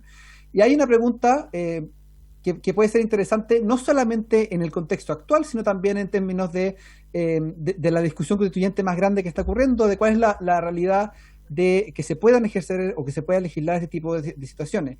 Y lo planteo con todo el respeto por los miembros de la Cámara, diputadas y diputados, porque en el fondo regular el sistema electoral a medio de una elección es lo más similar que hay a la autorregulación en empresas privadas, porque son las mismas personas que van a ser sujetos de esta regulación las que definen sus propias normas. Eso no tiene ningún problema porque ha sido siempre así, pero se hace particularmente más complejo en medio de un proceso electoral y por lo tanto vale la pena cuestionarlo. Asimismo, esto lo hace aún más complejo cuando consideramos que existe hoy día en funcionamiento, o a punto de funcionar, una Comisión Constitucional que dentro de sus temas va a estar precisamente el sistema de votación, y claro, porque el sistema de votación en Chile es de rango constitucional y por lo tanto vale la pena preguntarse de hasta qué punto es conveniente políticamente conversar estos temas o no respecto. No estamos planteando una postura sobre si es conveniente o no, simplemente me gustaría dejar puesta la pregunta en frente. Y lo último es la pregunta sobre la crisis de intermediación política y cómo este tipo de reformas puede afectar ese proceso. La pregunta sobre el voto voluntario que se hizo el año 2012, el año 2009, que también se discutió, tendía a estar sobre la lógica de la responsabilidad individual y del deber de votar, de que las personas tenían un deber de participar en el desarrollo de la sociedad. Y por lo tanto, en ciencia política eso lo llamamos que la carga de la legitimidad estaba en la demanda del sistema político, es decir, en los votantes. Pero no hubo en ese momento, y yo lamento que quizás no hay en este momento, una pregunta sobre la oferta. Es decir, ¿qué hace más atractivo para un votante la participación? ¿Y qué puede hacer el sistema político, los actores políticos, para hacer más interesante o más atractivo o más relevante la participación electoral? Los proyectos de voto obligatorio traspasan, simplemente por el diseño, toda la responsabilidad de legitimidad del sistema a los votantes, a la demanda. Y hoy día la evidencia nos ha ido mostrando que gran parte del problema de legitimidad del sistema político está en la oferta, en la capacidad de partidos políticos y de agrupaciones políticas de representar y de convocar. Este tipo de reforma no se hace cargo de eso. No quiere decir que sea el rol de esta reforma, pero es importante también considerar que este tipo de reforma no se hace cargo de esa pregunta. Y por lo tanto vale la pena preguntarse cuáles serán los efectos de una normativa de este tipo en un contexto de crisis de intermediación. El caso más cercano que tenemos es el caso peruano, donde la mayor porcentaje de votos en la primera vuelta del 12 de abril lo obtuvieron precisamente los votos nulos y blancos. Si le sumamos las personas que no fueron a votar, estamos hablando de que cerca del 28% del padrón electoral o votó nulo o blanco o no se presentó a votar, y que el candidato más votado de la primera vuelta, sacando los nulos y blancos, o sea, votos válidamente emitidos, tuvo un 19%. ese es un caso extremo, pero claramente es un caso que se da en una situación en la cual las agrupaciones, organizaciones, partidos políticos no tienen capacidad de movilización ni de atracción popular, y a la vez un sistema de voto obligatorio que hace que la gente se sienta obligada de participar y de concurrir a las elecciones. Por lo tanto, es importante también plantear que este no es solo un debate sobre el voto obligatorio, sobre la generación de hábitos y sobre la capacidad que tiene el sistema para que la gente se sienta parte del proceso, sino también sobre cómo esto se relaciona con preguntas sobre el mejoramiento de la intermediación política entre el poder y la ciudadanía. Eso sería todo, Presidenta. Muchísimas gracias por su tiempo y por la invitación. Muchas gracias, Javier. Súper interesante la presentación. Ofrezco la palabra a los colegas parlamentarios que quieran hacer consultas. Veo a Andrés Molina solicitando la palabra. Y Joana Diputado Pérez, Molina. señora Presidenta. Gracias, Presidenta. Primero, Después la diputada Pérez. agradecerle, saludarle a usted, agradecer la exposición de los invitados. La verdad que todas muy interesantes. Y todas tienen ahí un punto importante cada una, digamos, en el tema. Sí, quiero, la verdad, manifestar. Yo soy ingeniero y la verdad es que me preocupa en la primera exposición de Marcela el que estemos comparando peras con manzanas, como se dice. Me explico. No podemos estar pensando en que en Chile la participación ha bajado del 86% al 49%. Cuando lo que estamos comparando justamente son padrones distintos. Ese 86% funcionaba con una voluntariedad de hacer un padrón voluntario, y respecto a ese padrón voluntario teníamos un 86% de participación. Yo no vi en la exposición, me parece súper delicado eso, porque además también hacemos comparaciones con la OECD, donde cae del 75 al 61%. Y lo que debiéramos hacer nosotros para poder realmente mirar la realidad es efectivamente ver el número de votantes que tenemos y probablemente también siempre comparar con el escenario o con el padrón, digamos, de los potenciales votantes. Es decir, este padrón que tenemos hoy día, esta inscripción que tenemos hoy día de 14 millones, debiéramos mirar hacia atrás cuántos eran los potenciales que podían votar, y respecto a eso mirar cuántos votaban antes. Nos vamos a dar cuenta que bastante probablemente ha bajado, pero ha bajado lo mismo que la OECD. Por lo tanto, no nos podemos engañar con los números, y me parece serio porque creo que tenemos que justamente tomar esos cuidados. Probablemente llegamos a 5 millones, en un minuto hubo votaciones de 6 millones, hemos llegado a 7 millones, pero esos son los números. Lo importante es ver cuántos efectivamente estaban potencialmente con derecho a voto, pero no mirar el padrón voluntario, porque lógicamente que esas personas ya habían dicho, lo hacía muy bien también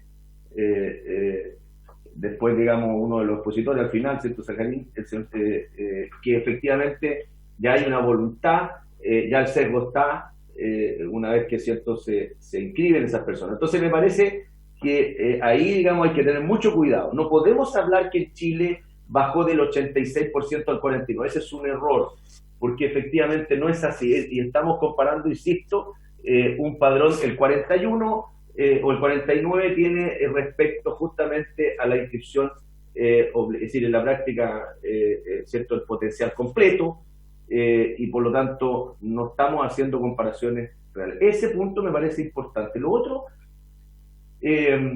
sí, yo creo que nos queda, yo creo que estamos todos por tratar de mejorar esto y de hacer todo lo necesario para que podamos acercar los locales de votación, lo hemos dicho, hacer quizá un diseño distinto, que es un poco más lento, para que al final la gente tenga. Muchas veces los locales de votación hoy día a la gente se le cambia sin que le pregunten, y a veces le alejan le están alejando, digamos, los locales de votación más que acercárselos. No hay, al parecer, un criterio, sino que son de antigüedades. A veces las personas se trasladan también de vivienda, de residencia. Eso no ha acompañado tampoco un cambio en el lugar de votación. Creo que ahí hay una tarea grandota de poder hacer. Y comparto el que haya, digamos, algún tipo de incentivo o sanción. me parece a mí que el tema del carnet de votación o la posibilidad de que las personas saquen un certificado, yo soy partidario incluso que esa información pudiera ser de acceso libre, pero pudiera haber ahí algún punto, pero me parece a mí que en el ámbito privado y en el ámbito público, que la persona pueda efectivamente tener un certificado de votación para los efectos de presentarlo y de tenerlo, digamos, como acceso. Y quizás las instituciones públicas, una de las ideas es que tome eso en cuenta cuando se trata de una persona que está recibiendo una ayuda del Estado, que está, digamos, en en una lista de comité, etcétera. Bueno, ese certificado de votación es un tema que debiera ser relevante. Y por otro lado, también en el ámbito privado, yo me imagino que quizá una empresa privada, cuando le pida a una persona que está postulando, pedirle el certificado de votación, porque da cuenta de una persona que efectivamente tiene interés también en lo público y le interesa un poco lo colectivo, lo de la comunidad, lo que es el desarrollo de su país. Y en eso creo que podría ser un tema también abierto. Y de lo contrario, bueno, el tema de las sanciones lo tenemos claro, y lo escuché bien claramente de nuestro invitado, de que esto no cambia nada si no le ponemos algún peso, digamos, eso, o por el lado de los incentivos o por el lado de las sanciones, si no vamos a quedar exactamente igual. Y por último, Presidenta, para terminar, me parece a mí que tenemos que hacernos la pregunta respecto al tema justamente de que estamos legislando para una votación que nos compete, es decir, que somos incumbentes, probablemente muchos de los que estamos aquí, o en alguna medida, ¿cierto? Y por lo tanto, sin duda, digamos, tenemos que también saber si lo estamos haciendo para esta próxima, que es la próxima votación, o estamos legislando para la que sigue. Creo que los países desarrollados ya se han dado cuenta de esto y yo creo que es súper importante también reflejar eso. Si realmente vamos a tener esa voluntad o en la práctica, ¿cierto?, nos vamos a inhibir de poder legislar para nosotros mismos. Entonces, esa es una pregunta que ojalá la pudiéramos responder también en la comisión. Muchas gracias.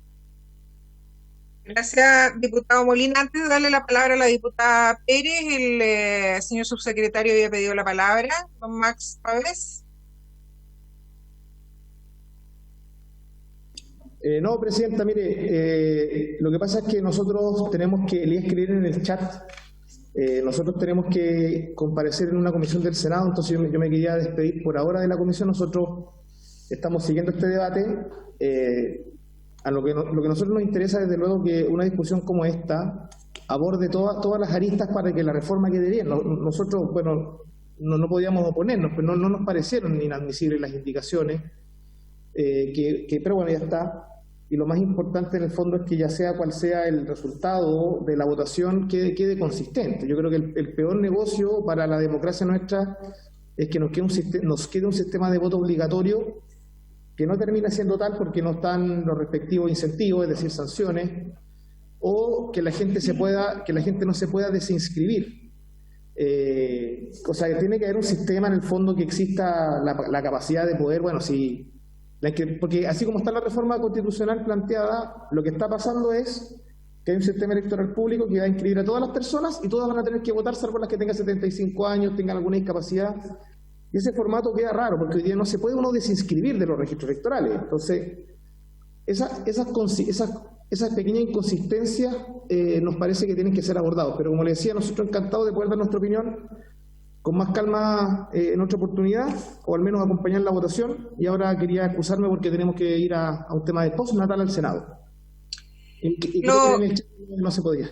Lo entendemos perfectamente, señor subsecretario, y tranquilidad, porque nosotros entendemos y tenemos exactamente la misma mirada. Creemos también, ¿no es cierto?, que es indispensable tratar paralelamente el resto de los proyectos para darle consistencia. Si no, la verdad es que vamos a tener ahí algunas dificultades que son compartidas. Así que tranquilo y queda expulsado, señor subsecretario. La diputada Joana Pérez había solicitado la palabra. También el señor Luis Rocaful solicitó la palabra, Presidenta. Sí. Y el señor Andrés Joana Lonton. Pérez. Pasemos entonces, mientras tanto, al diputado Rocaful. Muchas gracias, Presidenta. Voy a tratar de ser lo más breve posible para que también todos las personas puedan intervenir. Presidenta, creo que acotar el problema a soluciones como el local más cerca, que la gente tenga más facilidades, que son válidas, creo que es minimizar el problema que existe de fondo. Aquí el problema es mucho más, porque primero no perdamos el objetivo que tiene que ver cómo fortalecemos la democracia y cómo legitimamos a las autoridades electas a través de una masiva participación. Ese es el problema de fondo. Y hoy día yo quiero... Ahí hay un tema que hay que decirlo claramente, ¿no? Hoy día tratar de instalar sanciones, obligaciones, digamos, pues, de cierta manera, multas. A mí me parece que primero hay que preguntarse qué ha hecho el Estado de Chile para poder motivar a las personas y que se sientan con el derecho a ir a sufragar. Para mí ese es el problema fundamental. Y fíjense que, claro, lo que dice el diputado Molina en parte tiene razón, pero si hacemos una comparación bien simple respecto, por ejemplo, de la votación del plebiscito a la votación de la elección de los convencionales constituyentes, me refiero, por ejemplo, a las regiones del norte, hay una baja de un 13%. O sea, 13% de las personas que fueron a votar votaron menos en la elección siguiente, entre octubre y el mes de mayo. Y eso obviamente estamos hablando con las mismas cifras, en este caso con las mismas, pero las mismas manzanas. El tema de fondo, o sea, y cuando pregunto por el Estado, porque fíjense que en esto hay otro problema también, o sea, hay algo que se reitera que tiene que ver con el tema de las regiones, un tema territorial. Fíjense que si nosotros graficamos la participación de los votantes en todo Chile, vamos a ver que las regiones extremas del norte, de la región de Arica y Parinacota, la región de Tarapacá, la región de Antofagasta, tienen las más bajas votaciones, y eso de alguna manera también se replica en el extremo sur del país. Es decir, también hay un tema que tiene que ver con los territorios, tiene que ver cómo llega la información, y eso tiene que ver con la concentración. Fíjese, Presidenta, yo no soy sociólogo, pero ni experto en el tema electoral, pero sí veo una cosa. Fíjese que yo a la región que pertenezco, usted sabe, la región de Arica y Parinacota, fíjese que la moda para la convención constituyente, para el plebiscito, todos una nueva constitución por la alternativa. Los medios nacionales replegaban eso, desplegaban esa información. Sin embargo, cuando se trata de los convencionales constituyentes, de elegir a las personas, fíjense que las personas sabían los candidatos nacionales, quién eran los candidatos de Santiago, pero no sabían los candidatos que habían en su ciudad, pues. No tenían idea. No sabían, además que fue una elección maratónica de concejales, alcaldes, gobernadores regionales y todo lo demás, que también tendríamos que hacer algún análisis respecto a eso. Entonces, aquí no hay un tema de información, Presidenta, porque uno escucha, ¿qué es lo que escucha? Radios satelitales, todas las radios Santiago, sé lo que pasa en Pío Nono, sé lo que pasa en Providencia, jamás he estado en Santiago, pero me conozco Santiago entero por las calles, pero no tengo idea de lo que pasa en mi ciudad. Y además también un tema que tiene que ver con digamos, o sea, hoy día, acceso a la información, perdóneme, Presidente, o sea, hoy día, si usted quiere acceder a un diario, tiene que acceder digitalmente y hoy día se está cobrando por eso. O sea, es decir, usted también tiene que suscribirse. Pues. ¿Cuál es el medio nacional que tenemos a través del cual el Estado de Chile informa a la gente? Comunica a la gente. No tenemos, hoy día no tenemos, Presidenta. Es lo mismo que pasa con los diarios escritos, o sea, el diario escrito ya no, en las regiones no hay. Entonces, es un tema que hoy día estamos cada día más desconectados y cada día vamos a estar más desconectados. Entonces, por esa razón, si uno analiza la curva, obviamente que ver las regiones del centro del país, por supuesto que tienen mayor acceso a la comunicación y con eso tienen acceso a la motivación a una mayor participación. Pero hoy día es un tema complejo y complicado, que no lo vamos a resolver, por supuesto, con esto, pero sí es un tema que se tiene que analizar y que se tiene que tomar decisiones, no sé si en esta comisión, pero es un tema que tiene que ver cómo el Estado se hace cargo también y se hace responsable de informar y difundir y de hacer partícipe a los ciudadanos y ciudadanas para que ellos se sientan motivados a participar en estos eventos electorales. Gracias, Presidenta. Gracias, diputado Rocafort. Teníamos pendiente la palabra para la diputada Joana Pérez y después el diputado Longton. Les pido sí que sean un poco sintéticos para que todos puedan hablar, por favor. Diputada Pérez. Intentaremos, presidenta. Mire, le pido disculpas, estaba en la Comisión Social, también viendo el IFE, así que he escuchado también lo que nos hablaba tanto don Andrés Tagle, Javier Sajuria y, por cierto, también Marcela Ríos. Y agradezco, creo que esta discusión la dimos, al igual que dije hace un año y medio casi atrás, también lo del voto obligatorio, parece que se está haciendo necesario reforzar el trabajo porque parece que el gobierno le cuesta entender y está escuchando un año y medio casi después en muchas materias. Y habría sido distinto si esta discusión que pusimos con las diputadas Parra, Hernando, Longton, Saldívar, y la verdad es que de manera bien transversal, nos hubiesen escuchado. Nosotros trabajamos en ese minuto también con Marcela Ríos, también con estas fundaciones, ONG, y por cierto con CERVEL en su minuto con don Patricio Santamaría. Y es más, todo lo que estamos viendo hoy día responde solamente a lo que despachamos, que era la reforma constitucional, pero teníamos muchas propuestas en materia de ley orgánica, en la 18.700, en acercar los lugares de votación. De hecho, estuvimos analizando, lo pusimos en tablet, tenemos todo eso para demostrarlo. ¿Para qué hablar del voto a distancia, voto por correo electrónico, iniciativas parlamentarias? También abordamos en su minuto, y yo lamento que no esté el subsecretario, que en ese minuto era asesor, ¿cierto? Hemos pasado como por 3 o 4 ministros, subsecretarios que van y vienen, y no hemos tenido ninguna voluntad del gobierno en avanzar estos temas, ¿ya? Hoy día contamos, y buena parte lo agradezco, con los votos para instalar esto, porque lo hemos dicho. El voto obligatorio es necesario hoy día, ¿por qué? Porque hay que hacer una evaluación del 2012 a la fecha. Y efectivamente esto no soluciona todos los problemas. Yo comparto con lo que dice Javier. Si aquí uno no puede pretender que instalando el voto obligatorio va a olvidar todo lo que sucede en su contexto.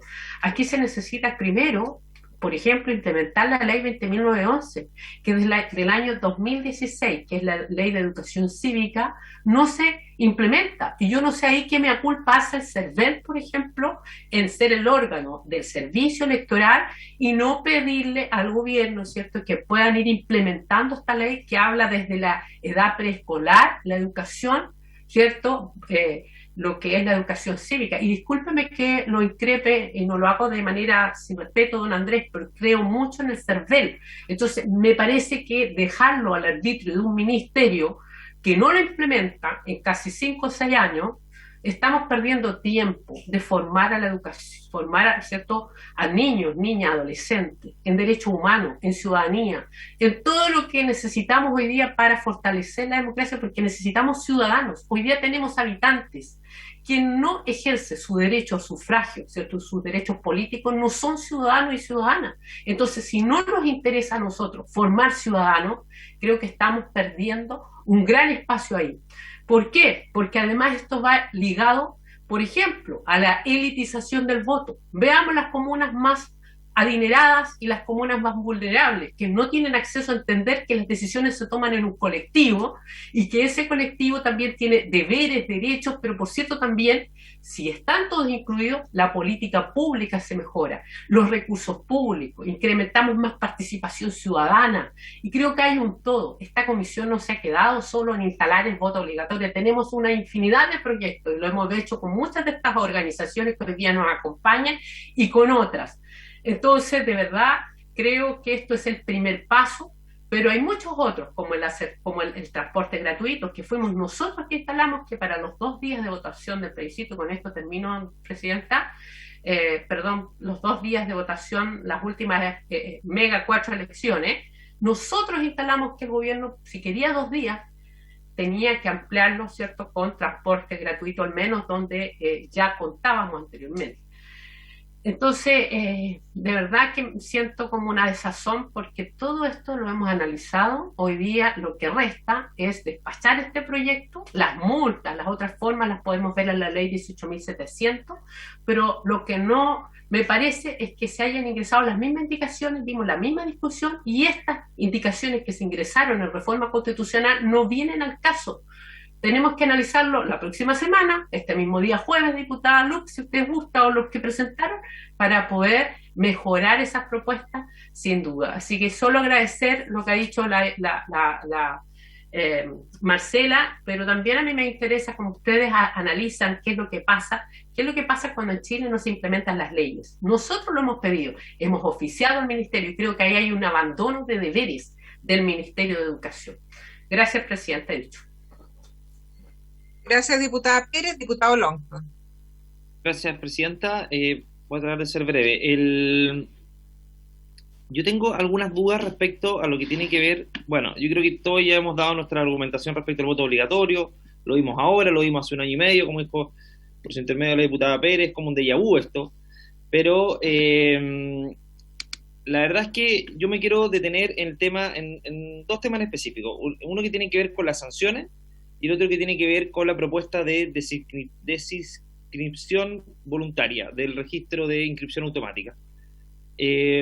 Porque la importancia del acercamiento a los locales de votación y el tema del transporte gratuito, porque para mí son claves para poder reducir la desigualdad del voto, es decir, aquel costo que significa acudir a votar, que no es lo mismo para alguien que vive en el barrio alto o que alguien para que vive en sectores más vulnerables, obviamente que tiene que incurrir en un costo mayor.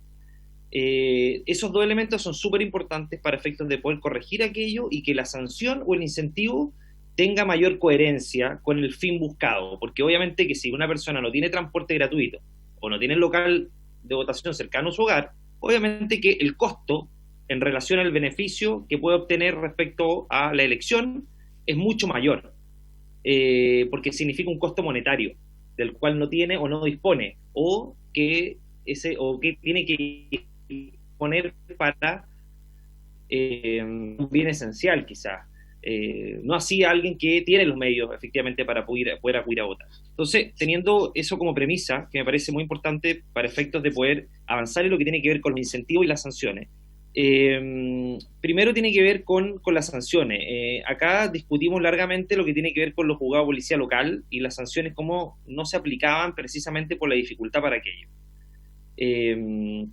A mí me parece que teníamos que avanzar en otra vía. Y por eso la pregunta específicamente, sobre todo a Marcela Ríos, que tiene más experiencia en legislación comparada, lo que tiene que ver con lo que se aplica en Argentina respecto a no poder renovar el carnet de manejar o el pasaporte en aquellos casos que las personas no hubieran acudido a votar en supuestos de voto obligatorio, como ocurre en Argentina, donde la participación es por sobre el 70%, y tener que pagar una multa asociada a ello. ¿Qué opinión le vale aquello? Porque eso me parece que combina dos elementos muy importantes que tienen que ver con algo muy necesario para la gente como su carnet y su pasaporte, y además el poder cobrar en ese acto una multa en el caso de quien no haya acudido a votar, entendiendo que pueden ser una o varias elecciones que se pueden ir acumulando, entendiendo que el carnet se renueva después de varios años.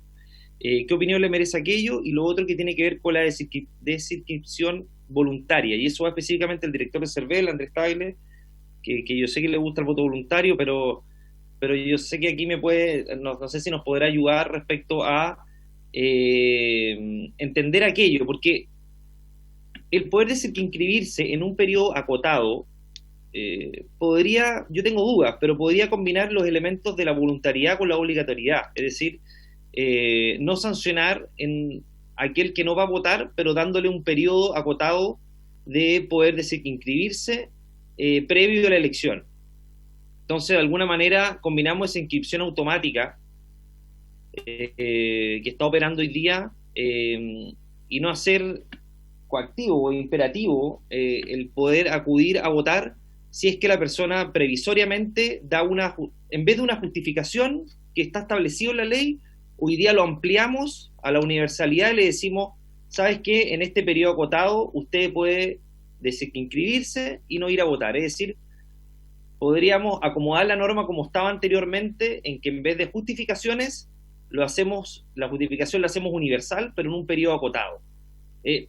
No me termino de convencer, pero por eso me gustaría escuchar también opiniones al respecto, y creo que ahí el director de CERVEL podría ayudarnos en ese punto. Así que esas dos preguntas, Presidenta, a Marcela Ríos como representante del PNUD y a don Andrés Tagle como director del CERVEL. Muchas gracias, Presidente.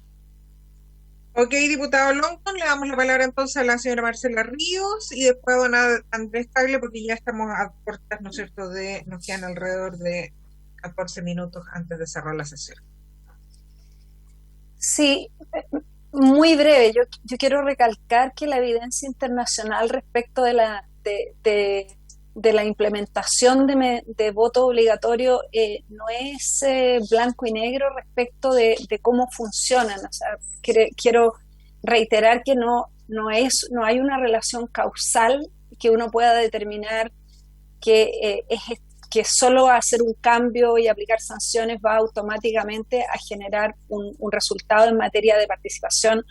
Las tendencias de participación son extremadamente largas de construir. Los países tienden a tener niveles de participación altos o bajos dependiendo de cultura cívica, de prácticas, de aprendizaje, y en general los países tienen ciertos niveles que cambian en los márgenes dependiendo de las votaciones cuando hay voto obligatorio.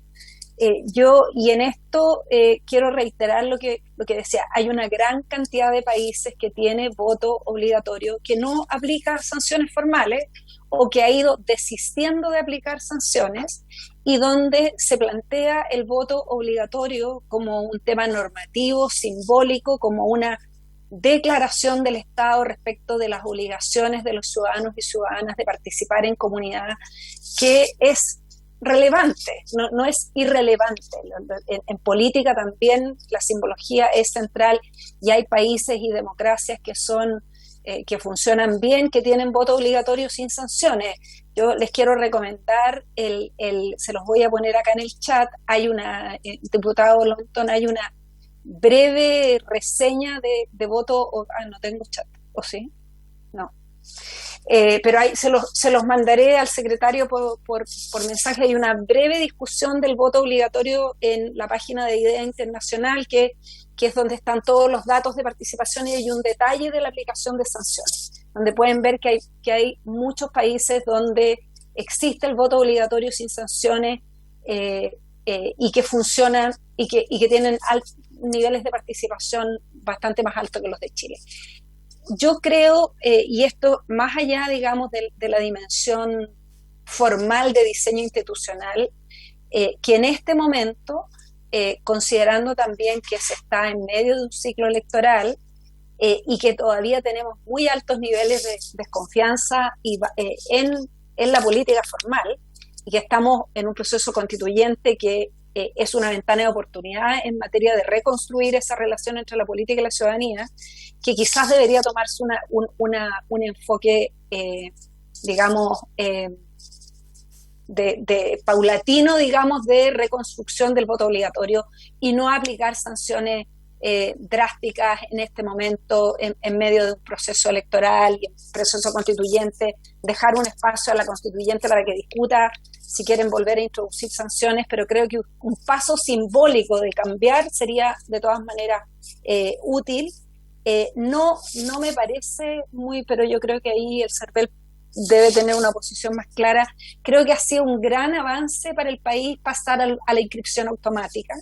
Que tengamos a todos los ciudadanos ahí. Me parece que generar el incentivo de desinscribirse es volver a reproducir el sistema que teníamos antes, y que era un mal sistema. Creo que no hay que avanzar, o sea, todos están en el padrón y tenemos que ir quizás avanzando complementariamente con políticas, digamos, de incentivos fuertes, de incentivos en materia de buscar cosas que no sean onerosas. Y en eso creo que quizás se pueden empezar con, por ejemplo, las cosas que sean menos drásticas, ¿no? Por ejemplo, no sé, cualquier trámite en el registro civil va a ser gratis, cualquier cosa que se le pida al ciudadano hacer algo que se compense, como se está haciendo, por ejemplo, con el carnet de vacunación, que hemos visto más allá de las opiniones sanitarias. Un montón de gente que no se había querido ir a vacunar fue a vacunarse porque iba a poder tener esto, digamos.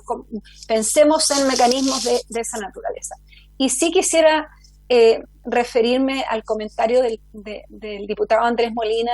El gráfico que yo presenté respecto de los datos mostraba claramente las barreras respecto al padrón, pero también el número de votantes, y en eso nosotros, y en nuestro diagnóstico publicado en el 2017, que pueden todos ver, pasamos de alrededor de 6,9 millones a 5,9 millones después de la introducción del voto voluntario. Después cayó hasta 4 millones nuevos, para la presidencial volvió a estar, del 2017 volvió a estar casi en los 7 millones, y volvimos y sobrepasamos los 7 millones en el plebiscito.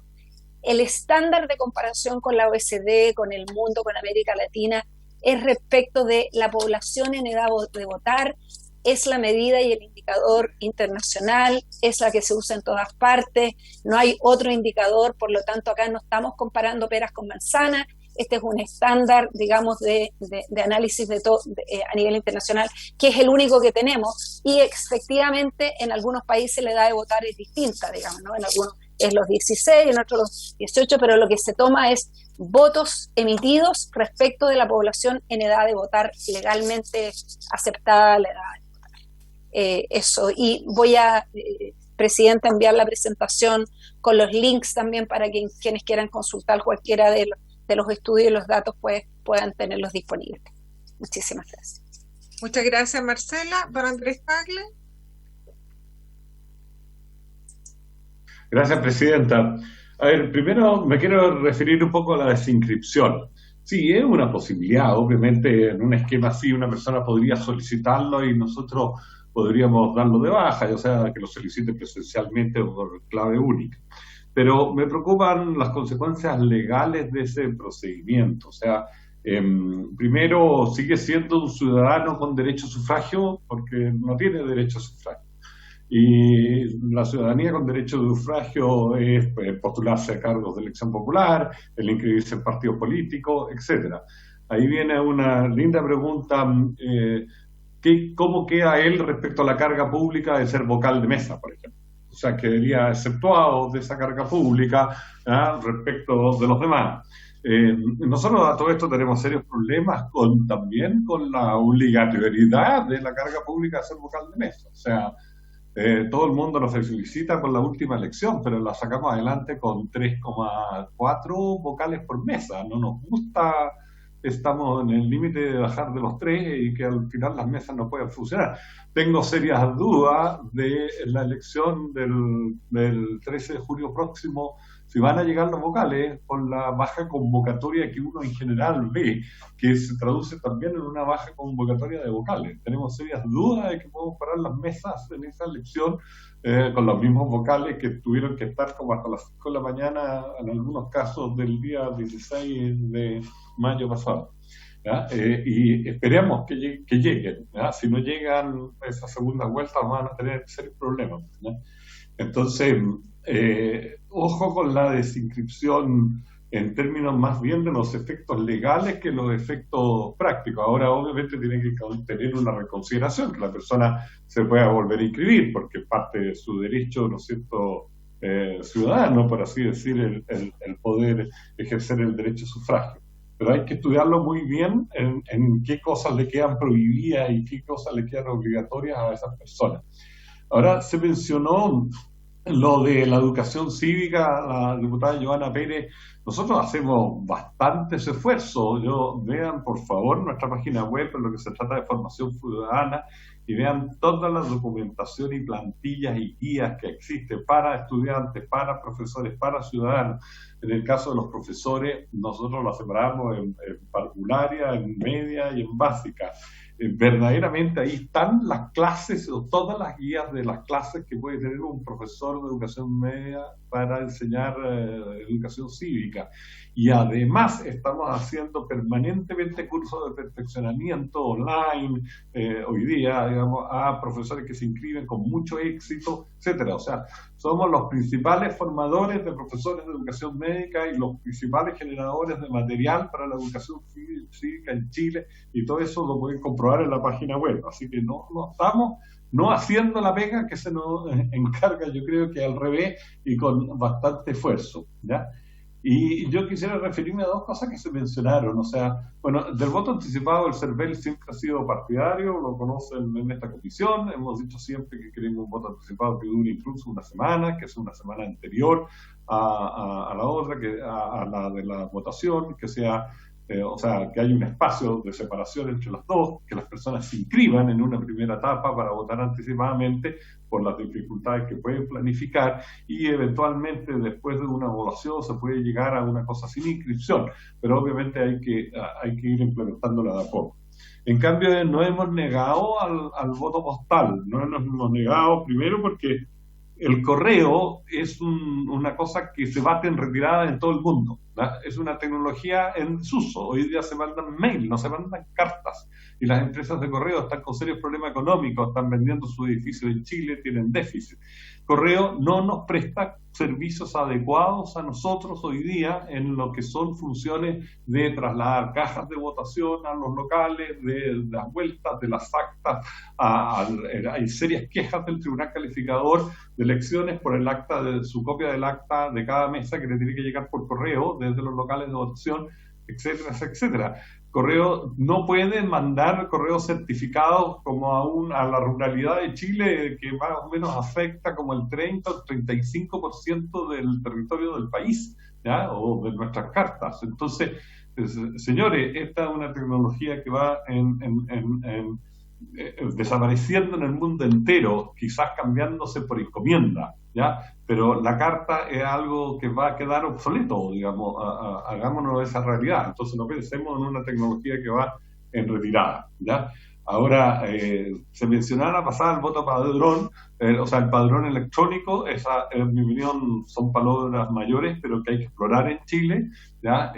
Si vamos a tener un padrón electrónico, tenemos que tener una mesa electrónica porque va a funcionar con un computador, no lo podemos hacer con los vocales hoy día que los agarramos a los primeros que vengan a votar y los ponemos a la fuerza sentados en ella, con un computador sería imposible si no están suficientemente capacitados.